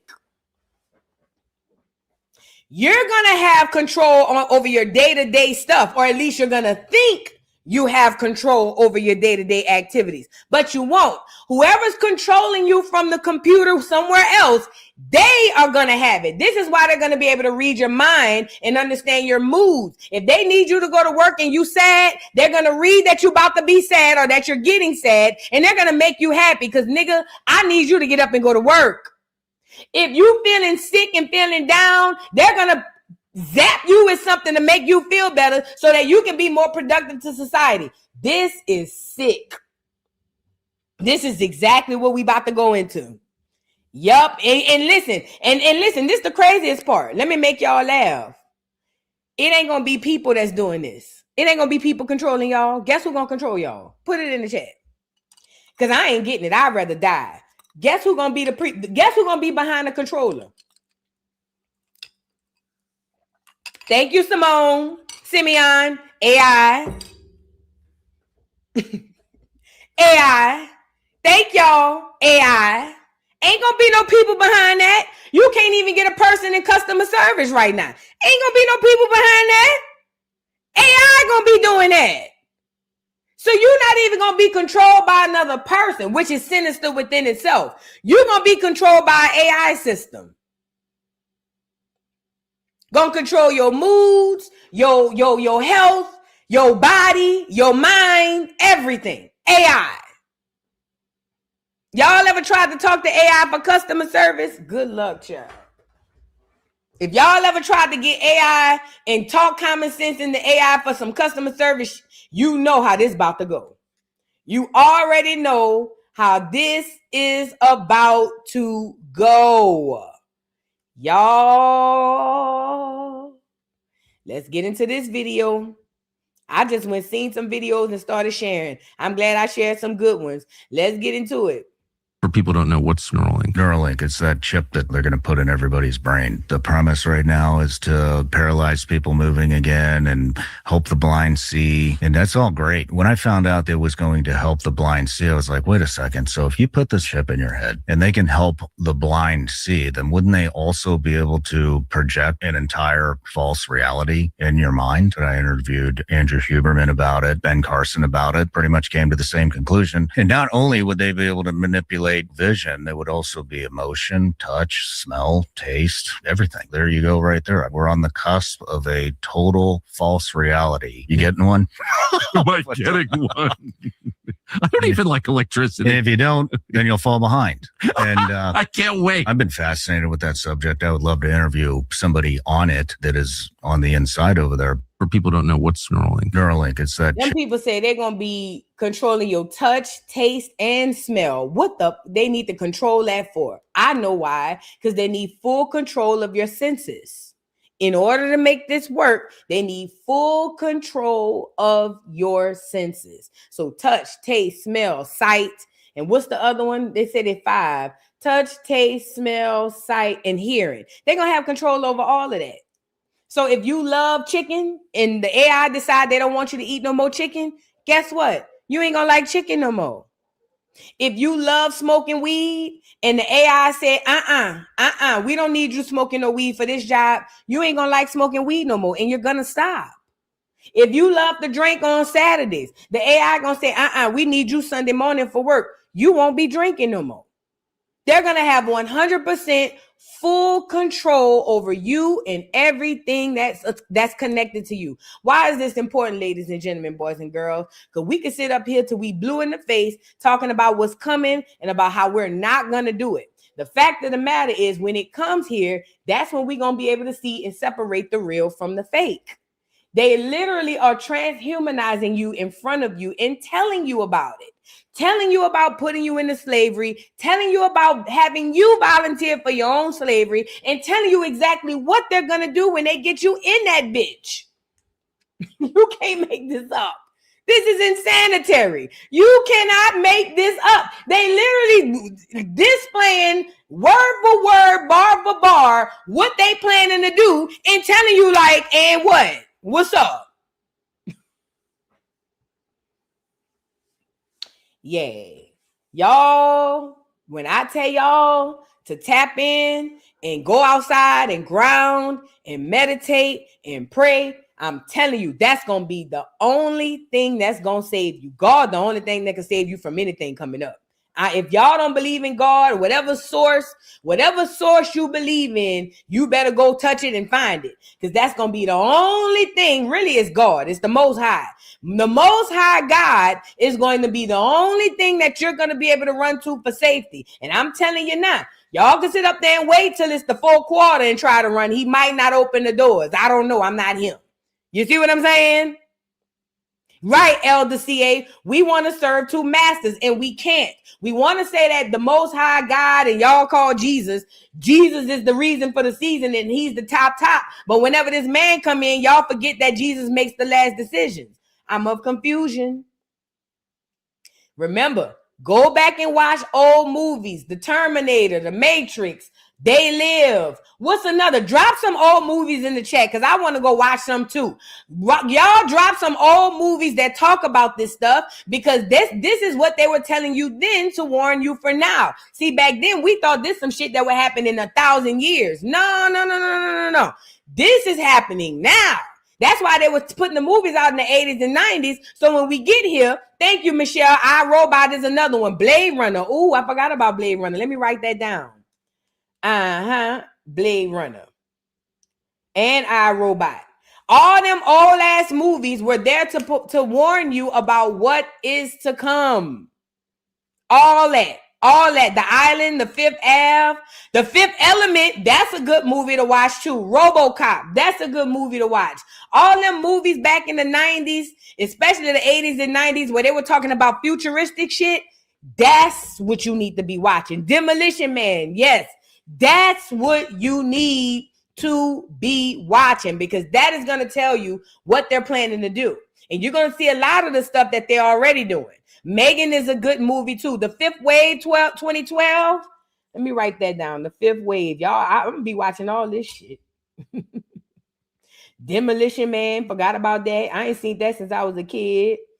Demolition Man. Oh yeah, I'm going to be watching all this stuff. Now, what's 6th Day? I never heard of that. I'll write that down too. 6th Day. All them movies. Listen, all of those movies that these people dropping in the chat. Oh yeah, Independence Day. Thank you, Tribe. Independence Day. Go watch these movies. These movies are documentaries about today and tomorrow. They are documentaries. Don't look at them for entertainment. We done already seen these movies once for entertainment. Go back and watch these movies as documentaries. Yes, all of the X-Men movies, all of the Marvel movies, all of that. All of that. Black Mirror series. Ooh, let me write that down. Black Mirror series. That sounds good. Black Mirror series. Because I'll be over here saying, what I'm going to watch? Thank you. Yeah, Stranger Things. Y'all drop them down in the comments. These things are going to be able to help you to see. It ain't no guide. It's just to help you to see and identify what we dealing with today and how things are going. Y'all, this Neuralink stuff is crazy, but we got to move on. I want to move on to the Cabbage Patch Kids, and then we're going to get into that NAACP boy who responded. Now, let me tell y'all something. We spoke about the Cabbage Patch Kids. Let me back up. Black America, we are living and walking amongst beings that are not us. Let me say that one more time. We are living and walking amongst beings that are not us. Some of us are even sleeping with these beings, procreating with these beings. We work with these beings. We friends with these beings. And these are not real. They're not what we are, which are gods. Okay, hold on. They are not what we are. They are some sort of species of human, but they are not. I showed y'all yesterday that there was a video of this clear man who corroborated what I said, that 80% of clear people are clones. 80% of clear people are clones and Cabbage Patch Kids. They are not real. 80%. And it ain't just the clears. It's that, it's some, not all of these people, but it's some of these Africans, it's some of these Asians, it's some of these Hispanics.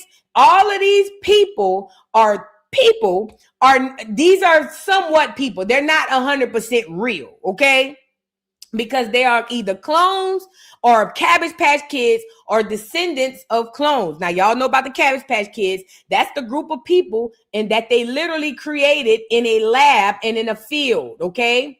Now, when we watched the video yesterday, the clear man said that we need to go watch this movie called Midwife to the Upper Class. So you know me, I went and found it. It ain't nothing but a 5-minute movie, but it's directed by this clear woman who was what do you call it? A French. She's supposed to be one of the first filmmakers, Alice Guy, right? Let me get her up here. She's supposed to be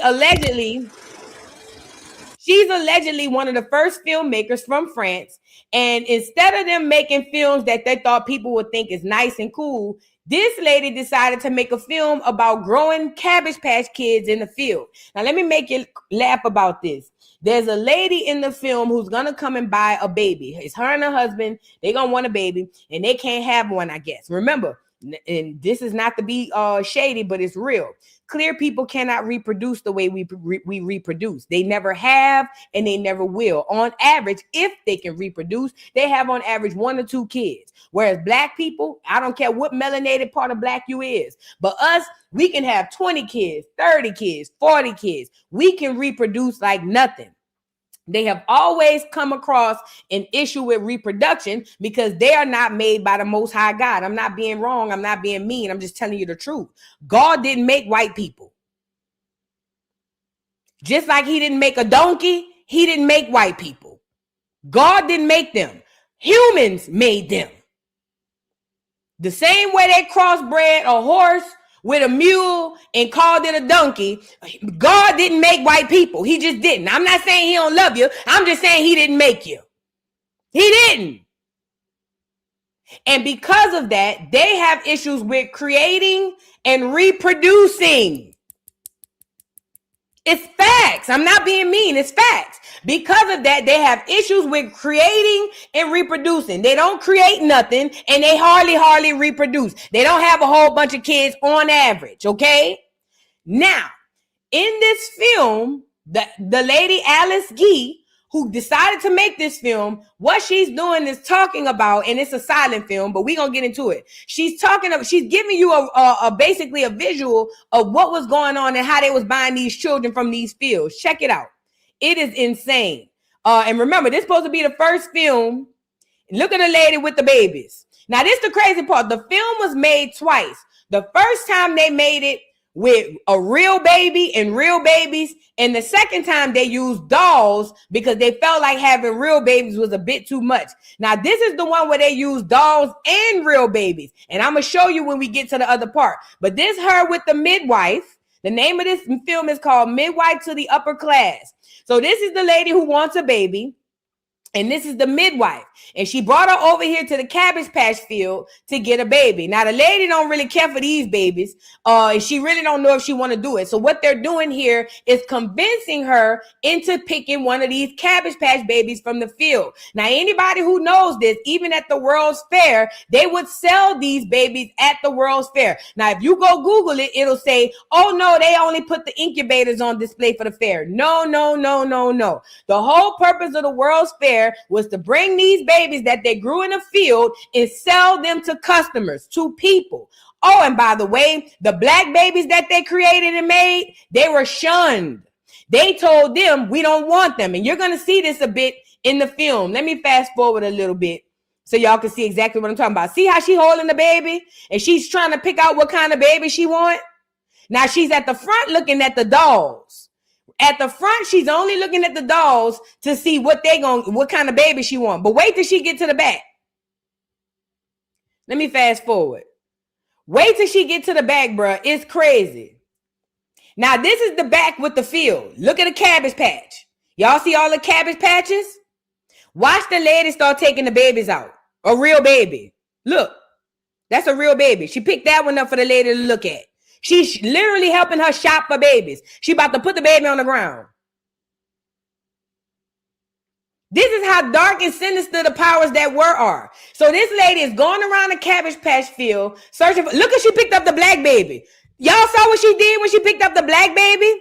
When the lady picked up the black lady, the black baby, the wife did like this. Because remember, black babies were put on display as monkeys and apes, and these wasn't our babies. These is the Cabbage Patch Kids babies. These wasn't our babies. These was they babies that they made in the lab. Let's be clear. Look, she showed the black baby. She don't want the black baby. She gonna put the black baby back.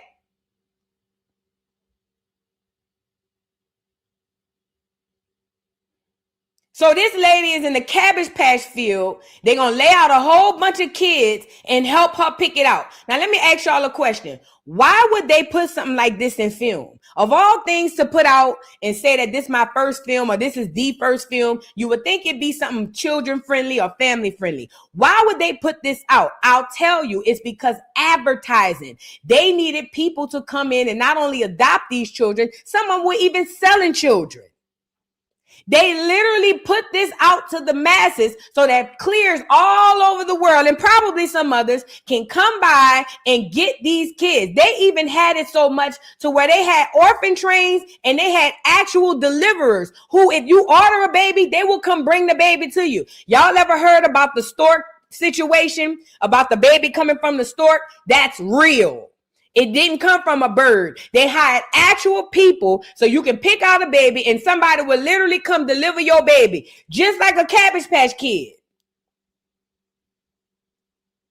Yeah, they had real babies. These are lab-grown babies. I need y'all to understand what we're looking at. These are lab-grown babies. These are the babies that grew up to be adults and had children and grandchildren. These are the people who grandchildren we walk amongst today. I don't give a damn what part of the world you in. These are the descendants of these babies, the people you see today. This how dark they was in 1902. Could you imagine what they doing now in 2026? So the lady picked her baby and everything's all good. Let me tell you something. When I saw this film, look how she throwing the babies. Look how she just picking up the babies. And that was the end. Let me tell y'all something. When I saw this film, bro, I ain't even gonna lie.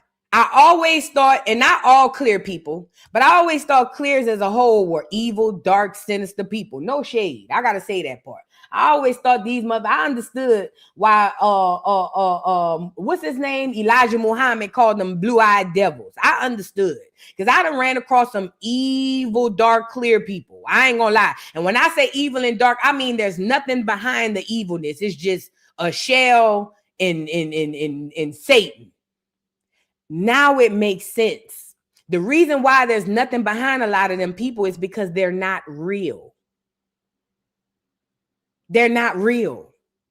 When we thought about back in the 50s and the 60s, when it was burning down churches with children in them and they were hanging people and taking pictures, the reason why they were able to stomach that shit, because they're not real.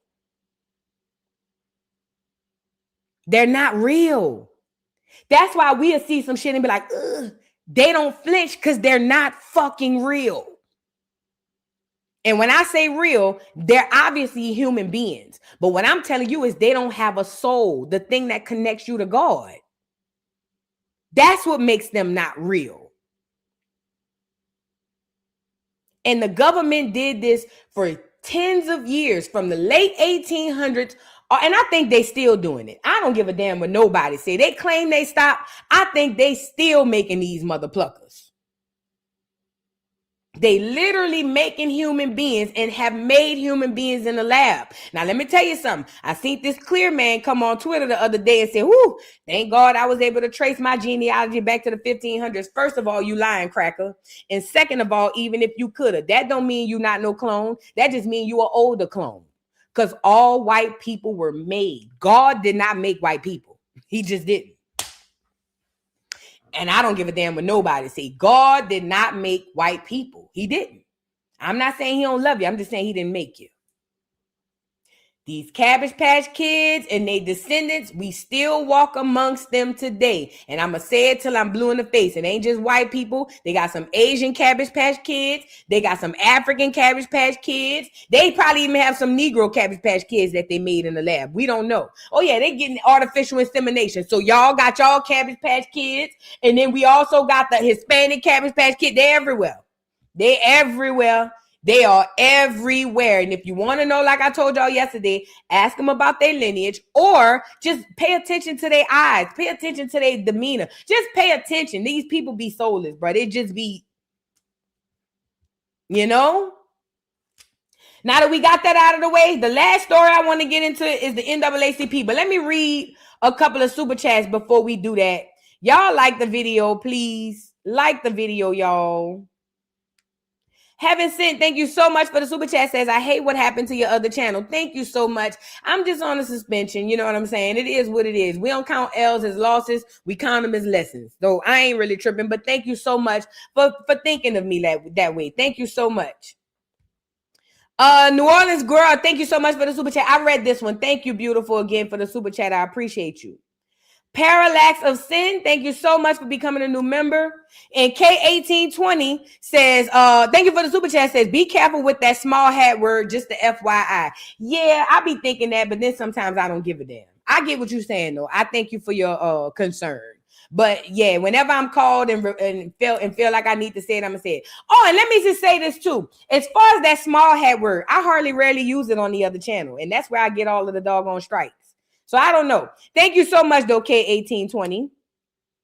Brown Sugar KO, thank you so much for the super chat. Says Melinda Gates been donating billions to HBCUs since her divorce. I feel like that's to sweeten us up for some for some studies to come on us. Absolutely. Absolutely. And let me tell you another reason why Melinda Gates put all that money in the HBCU, because that's the indoctrination system.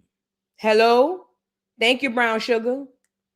The NAACP is the indoctrination system. So the people who want you to think a certain way are the people who's funding it. So that's why they put all the money into it. Remember, HBCUs aren't ran by Black people. I know when you walk through the door, you see Black faces, but they're not ran and owned by Black people. So if she's funding all these HBCUs, then you know everything that they're teaching has something to do with what she wants them to tell you.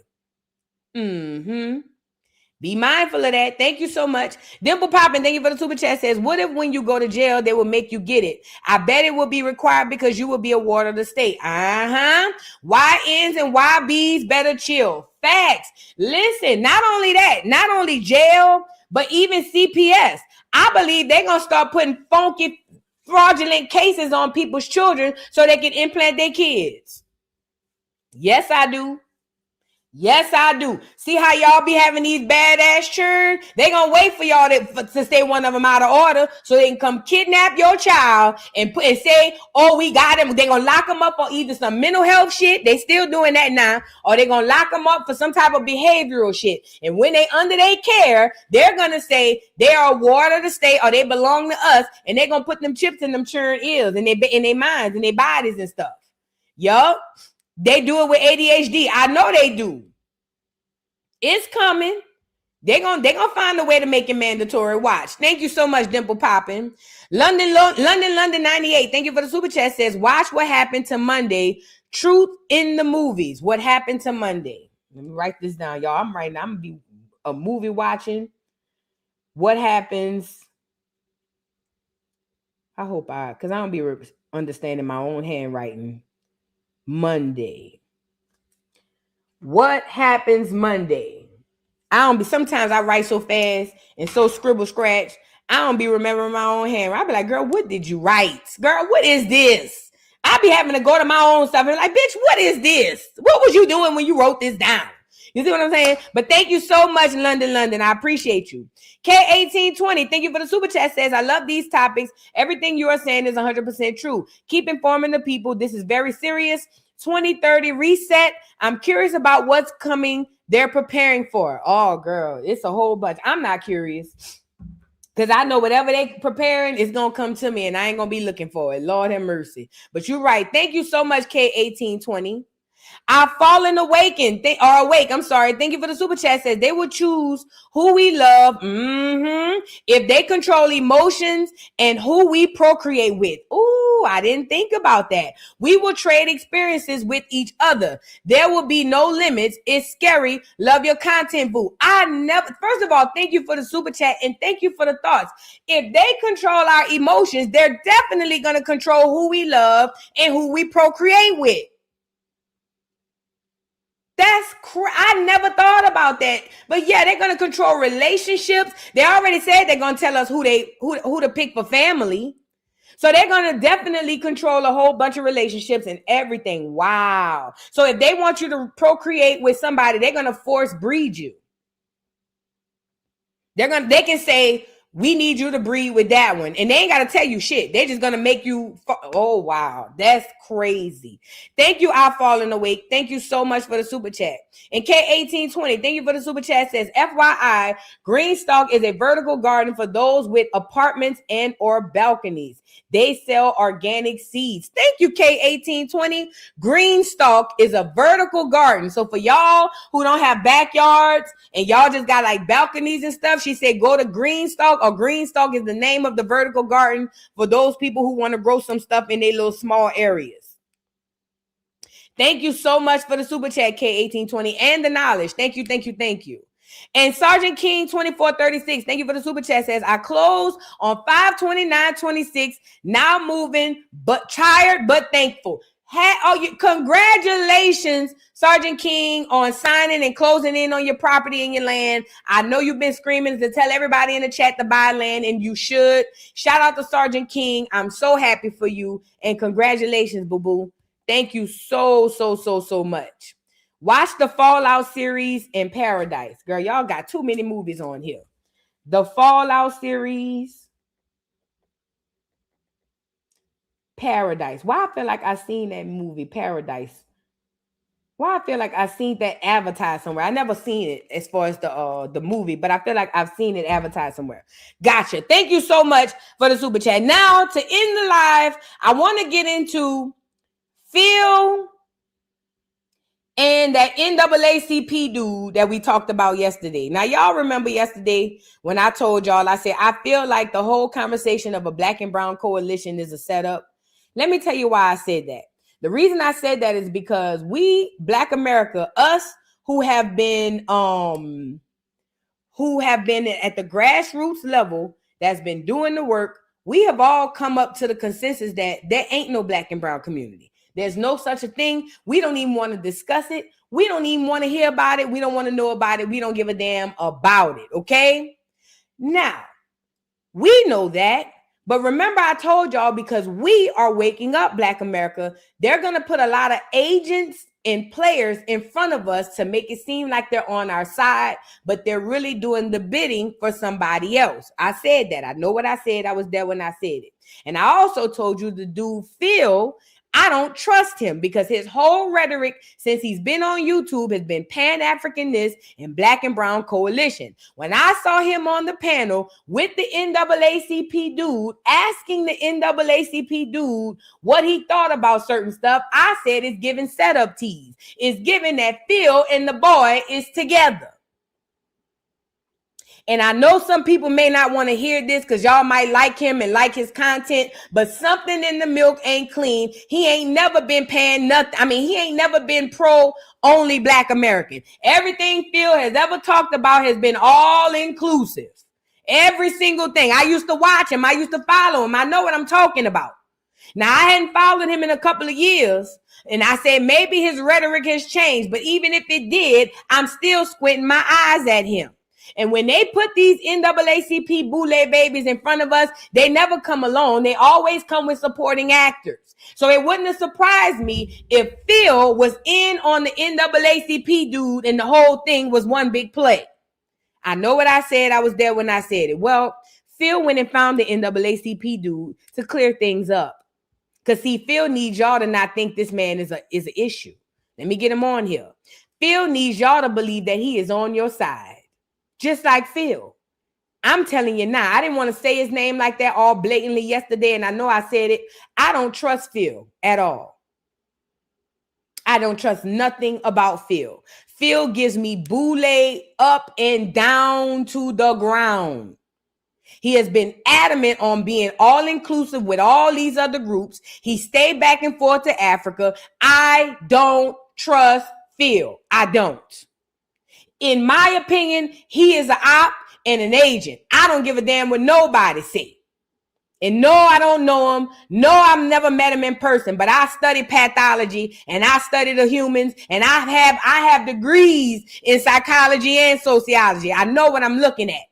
Don't get me to tap in on my spiritual shit. Something in the milk ain't clean about Phil. Said what I said. And I said it.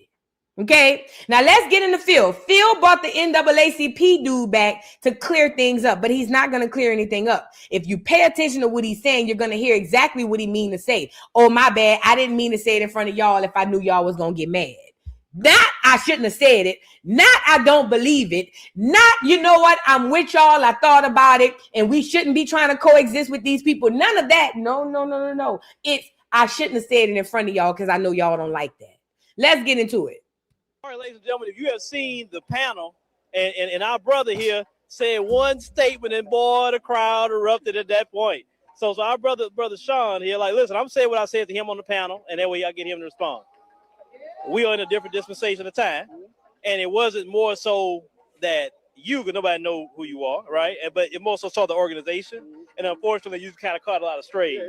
So tell people about your history, because some people come to your defense. It was like, man, hold on, y'all know, dude. So let people know who you are, what you've done for the community, because like I said, that way people know exactly what you got going on.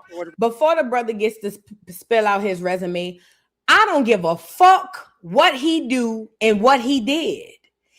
He's not like-minded for the struggle and for what we fighting for. I don't give a mammy mother pluck if this nigga done went and saved Barack and Michelle Obama life. I don't care. I know he's not like-minded.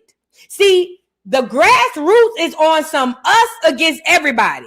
Shameless plug, babe. Black Americans versus everybody. We have already had the meetings. We've already come to the consensus. That's why I told y'all the conversation period was stupid. It shouldn't even been had. We've already agreed that we're not coexisting with nobody.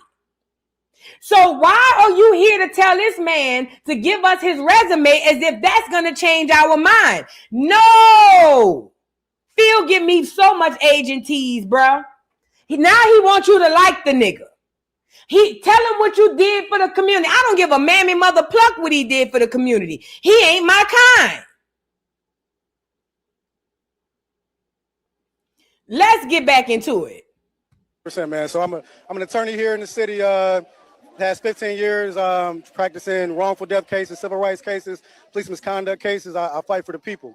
And I fight for the people within systems that are not built for us, that have been historically racist, historically anti-Black. And so I am very much for the people. I don't know how to be any other way. With that, I have secured indictments against police officers. I actually have just secured a conviction against a police officer with no cameras and no witnesses, the first time in history. So I fought an uphill battle, man, and I've recently become president of the Columbus NAACP. And I know what I'm getting into in terms of the history behind that. What I look forward to is that, in Columbus, I have a sense of the pulse of the city and how we can move forward with a agenda that is pro-Black, that's supported by other people, but that is pro-Black, Black-centered, Black-led. Back that up, my nigga. Hold on. He want to get a agenda that's pro-Black, backed by other people. Did y'all catch that? Getting into in terms of the history behind that. What I look forward to is that, in Columbus, I have a sense of the pulse of the city and how we can move forward with a agenda that is pro-Black, that's supported by other people, but that is. When he say, what I look forward to doing is getting an agenda that's pro-Black, supported by other people, he means they gonna pull the purse strings, which means the agenda will not be pro-Black. The agenda will not be pro. If it's supported by other people, it ain't pro-Black. A pro-Black agenda is supported by just the Black people. No agenda in the past that was quote unquote pro-Black, that was promoted by other people, has ever worked for Black Americans. Why are you advocating for a program pro-Black but supported by other people? Because it's for the other people. Any motherfucker with that NAACP shit on them, I can smell it from a mile away. These people are our enemies. They are not our friends. The NAACP has been the worst thing that happened to Black America. They ain't nothing but some boule clowns cosplaying to be on your side so that they can extract your wealth and your resources and give it to everybody else.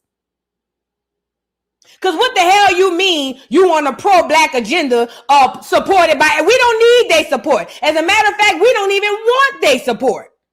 For the first time, Black Americans want to have our own shit by our own people. We want a FUBU thing. And here he come with an agenda supported by everybody else. That's so we can do all the suffering and they can reap all the benefits.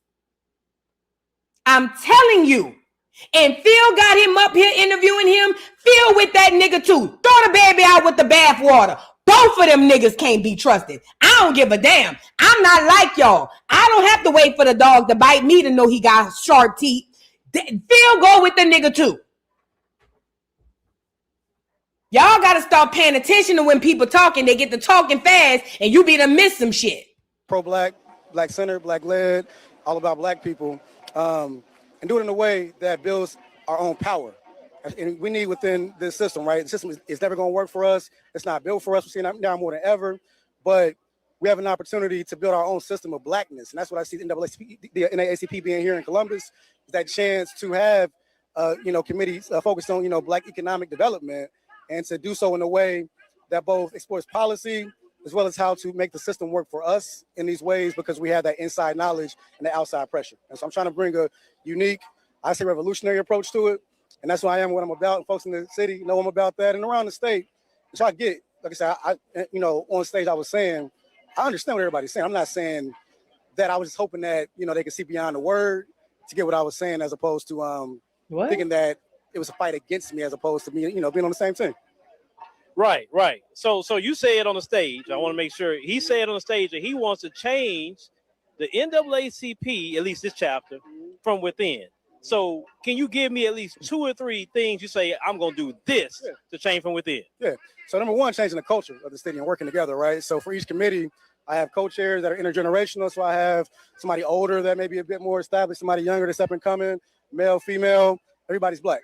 And so, but it's subject matter experts. And then on the committees. Let me say this too. Y'all got to stop just saying Black, because there's so many people that are hiding under that Black umbrella. Y'all got to start being specific with these terms. Who are these quote unquote Black folks? Because he'll say everybody Black, and it's a Caribbean, it's a Nigerian, it's a Ghana person. You see what I'm saying? Y'all got to be specific. This is why when I even write on social media, I don't just say black. I always say Black American, to be specific on who and what I'm speaking about.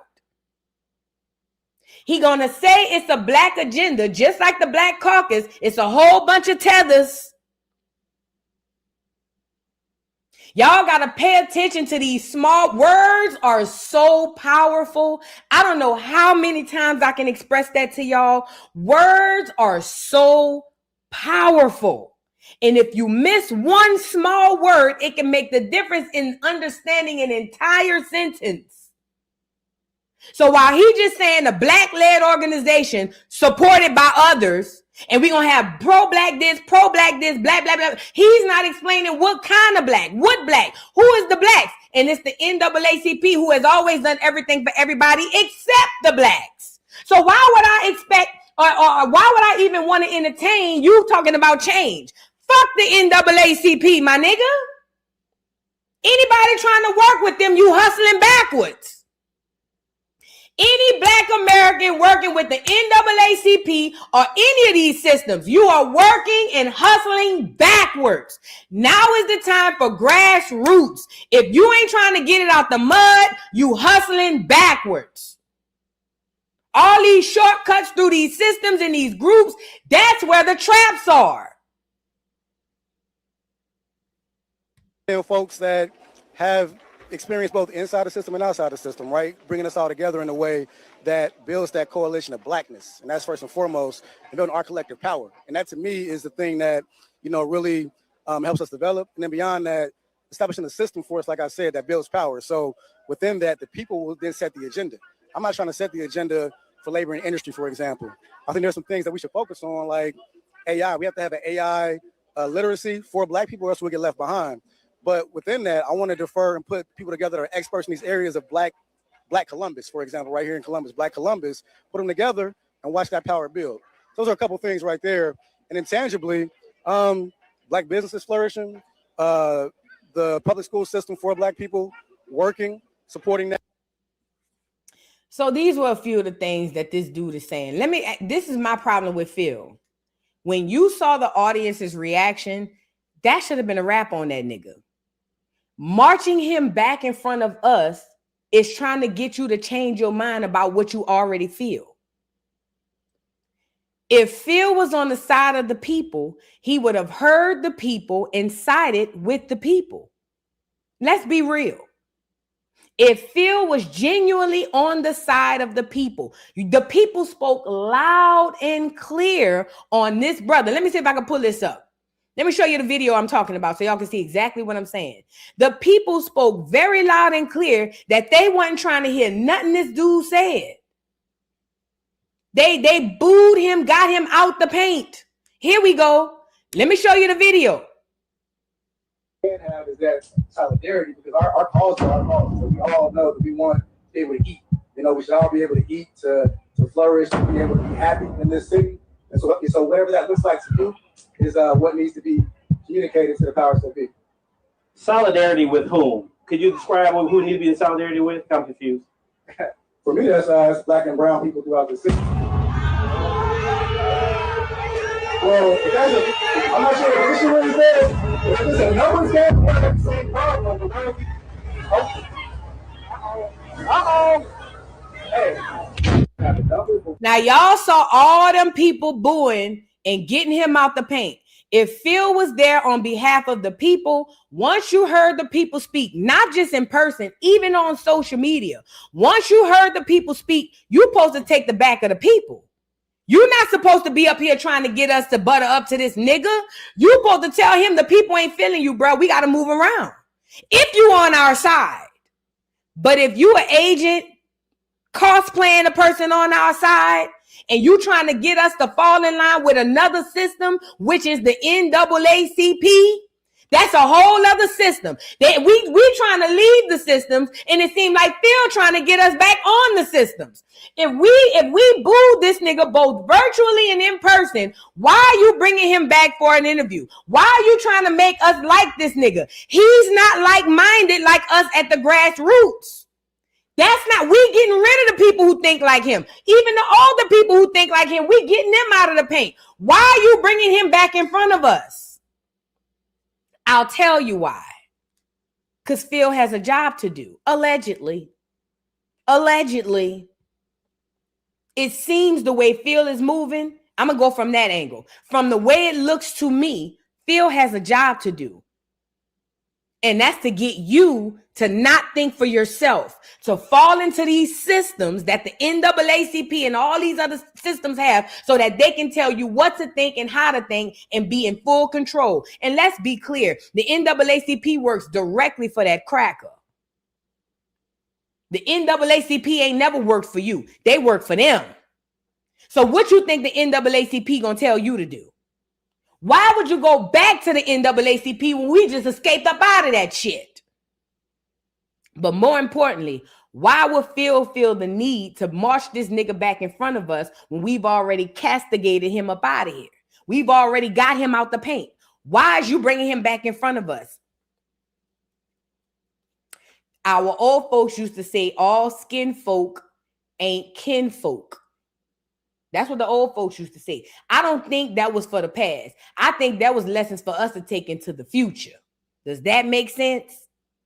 Now, I was shocked to see Vicky Diller up there, but I didn't see the whole panel. Maybe that was just one blurb in the system. I ain't gonna lie. I was shocked to see Vicky Diller up there, but I ain't gonna say nothing bad about Vicky until I know something bad about Vicky. I ain't got no bad vibes off of her, but I don't follow her as much as I used to in the past. But something in the milk ain't clean about this whole shit. I don't like it. I don't like nothing about it. And see them other people that was up there on that panel, if they not 100% against that shit, then know why. Everybody up there on that stage, if they didn't come back to their YouTube and say, hey, I heard what the brother said, I ain't doing all that. Oh no, that ain't me. If they don't come back and tell you that, then no. There it go. Then no. Somebody said, wait, Phil has a white wife. His wife is Hispanic. Soy milk. Almond milk. Yeah, his wife is a Hispanic. Black Americans, let me tell y'all something. We coming up out these systems and we're going internal and we're thinking for ourselves. We not going back to nobody that's going to be the one world leader and they're going to tell us where to go and how to march. No, those days are over. We are here in a system now where our system is within. You got a system, I got a system, she got a system, they got a system. Everybody got their own system, and like-minded people are coming together so that we can find ways to combat this bigger system. But what we're not doing is going back into the NAACP or any of their boule babies or their boule attachments that's introducing us to the boule babies. I don't trust Phil, and I said what I said, and I said to Phil's face, I don't trust nothing about that nigga. Now, with that being said, I think that's all I got for today. I think that's all I got for today. Let me make sure I ain't missing no super chat. And I think we up out of here after that, y'all. I hope y'all had a wonderful day and are having a wonderful day, y'all. Thank you. Just anticipate for the super chat says, don't fall for the celebrities who will advertise this chip. Oh, yeah. They already advertising the GLP-1s. I just seen Charles Barkley on there sticking himself talking about the GLP-1s. Girl, yeah, please don't follow the celebrities. Thank you. Just anticipate. Black America, think for yourself. Don't let no system or no group think for you. And when you start seeing groups and systems coming around you while you're thinking for yourself, run. Whenever you get into a mode where you finally thinking for yourself and you found the Most High internally, and then here come these groups talking about this, that, and the third, run the other way. With that being said, if I ever help you with anything, you don't got to pay me back. Just pay it forward. What does that mean? Help somebody that looks like you. Help somebody that needs help. It don't matter if they look like you or not. Pay it forward. I love y'all. I'll catch y'all later on for another live. We'll be discussing Blueface, baby, and we'll be discussing Kevin Gates, baby, out here cussing like sailors. I love y'all. I'll see y'all later. Peace. Can you hear me now? Oh, let's go. It's your boy, Big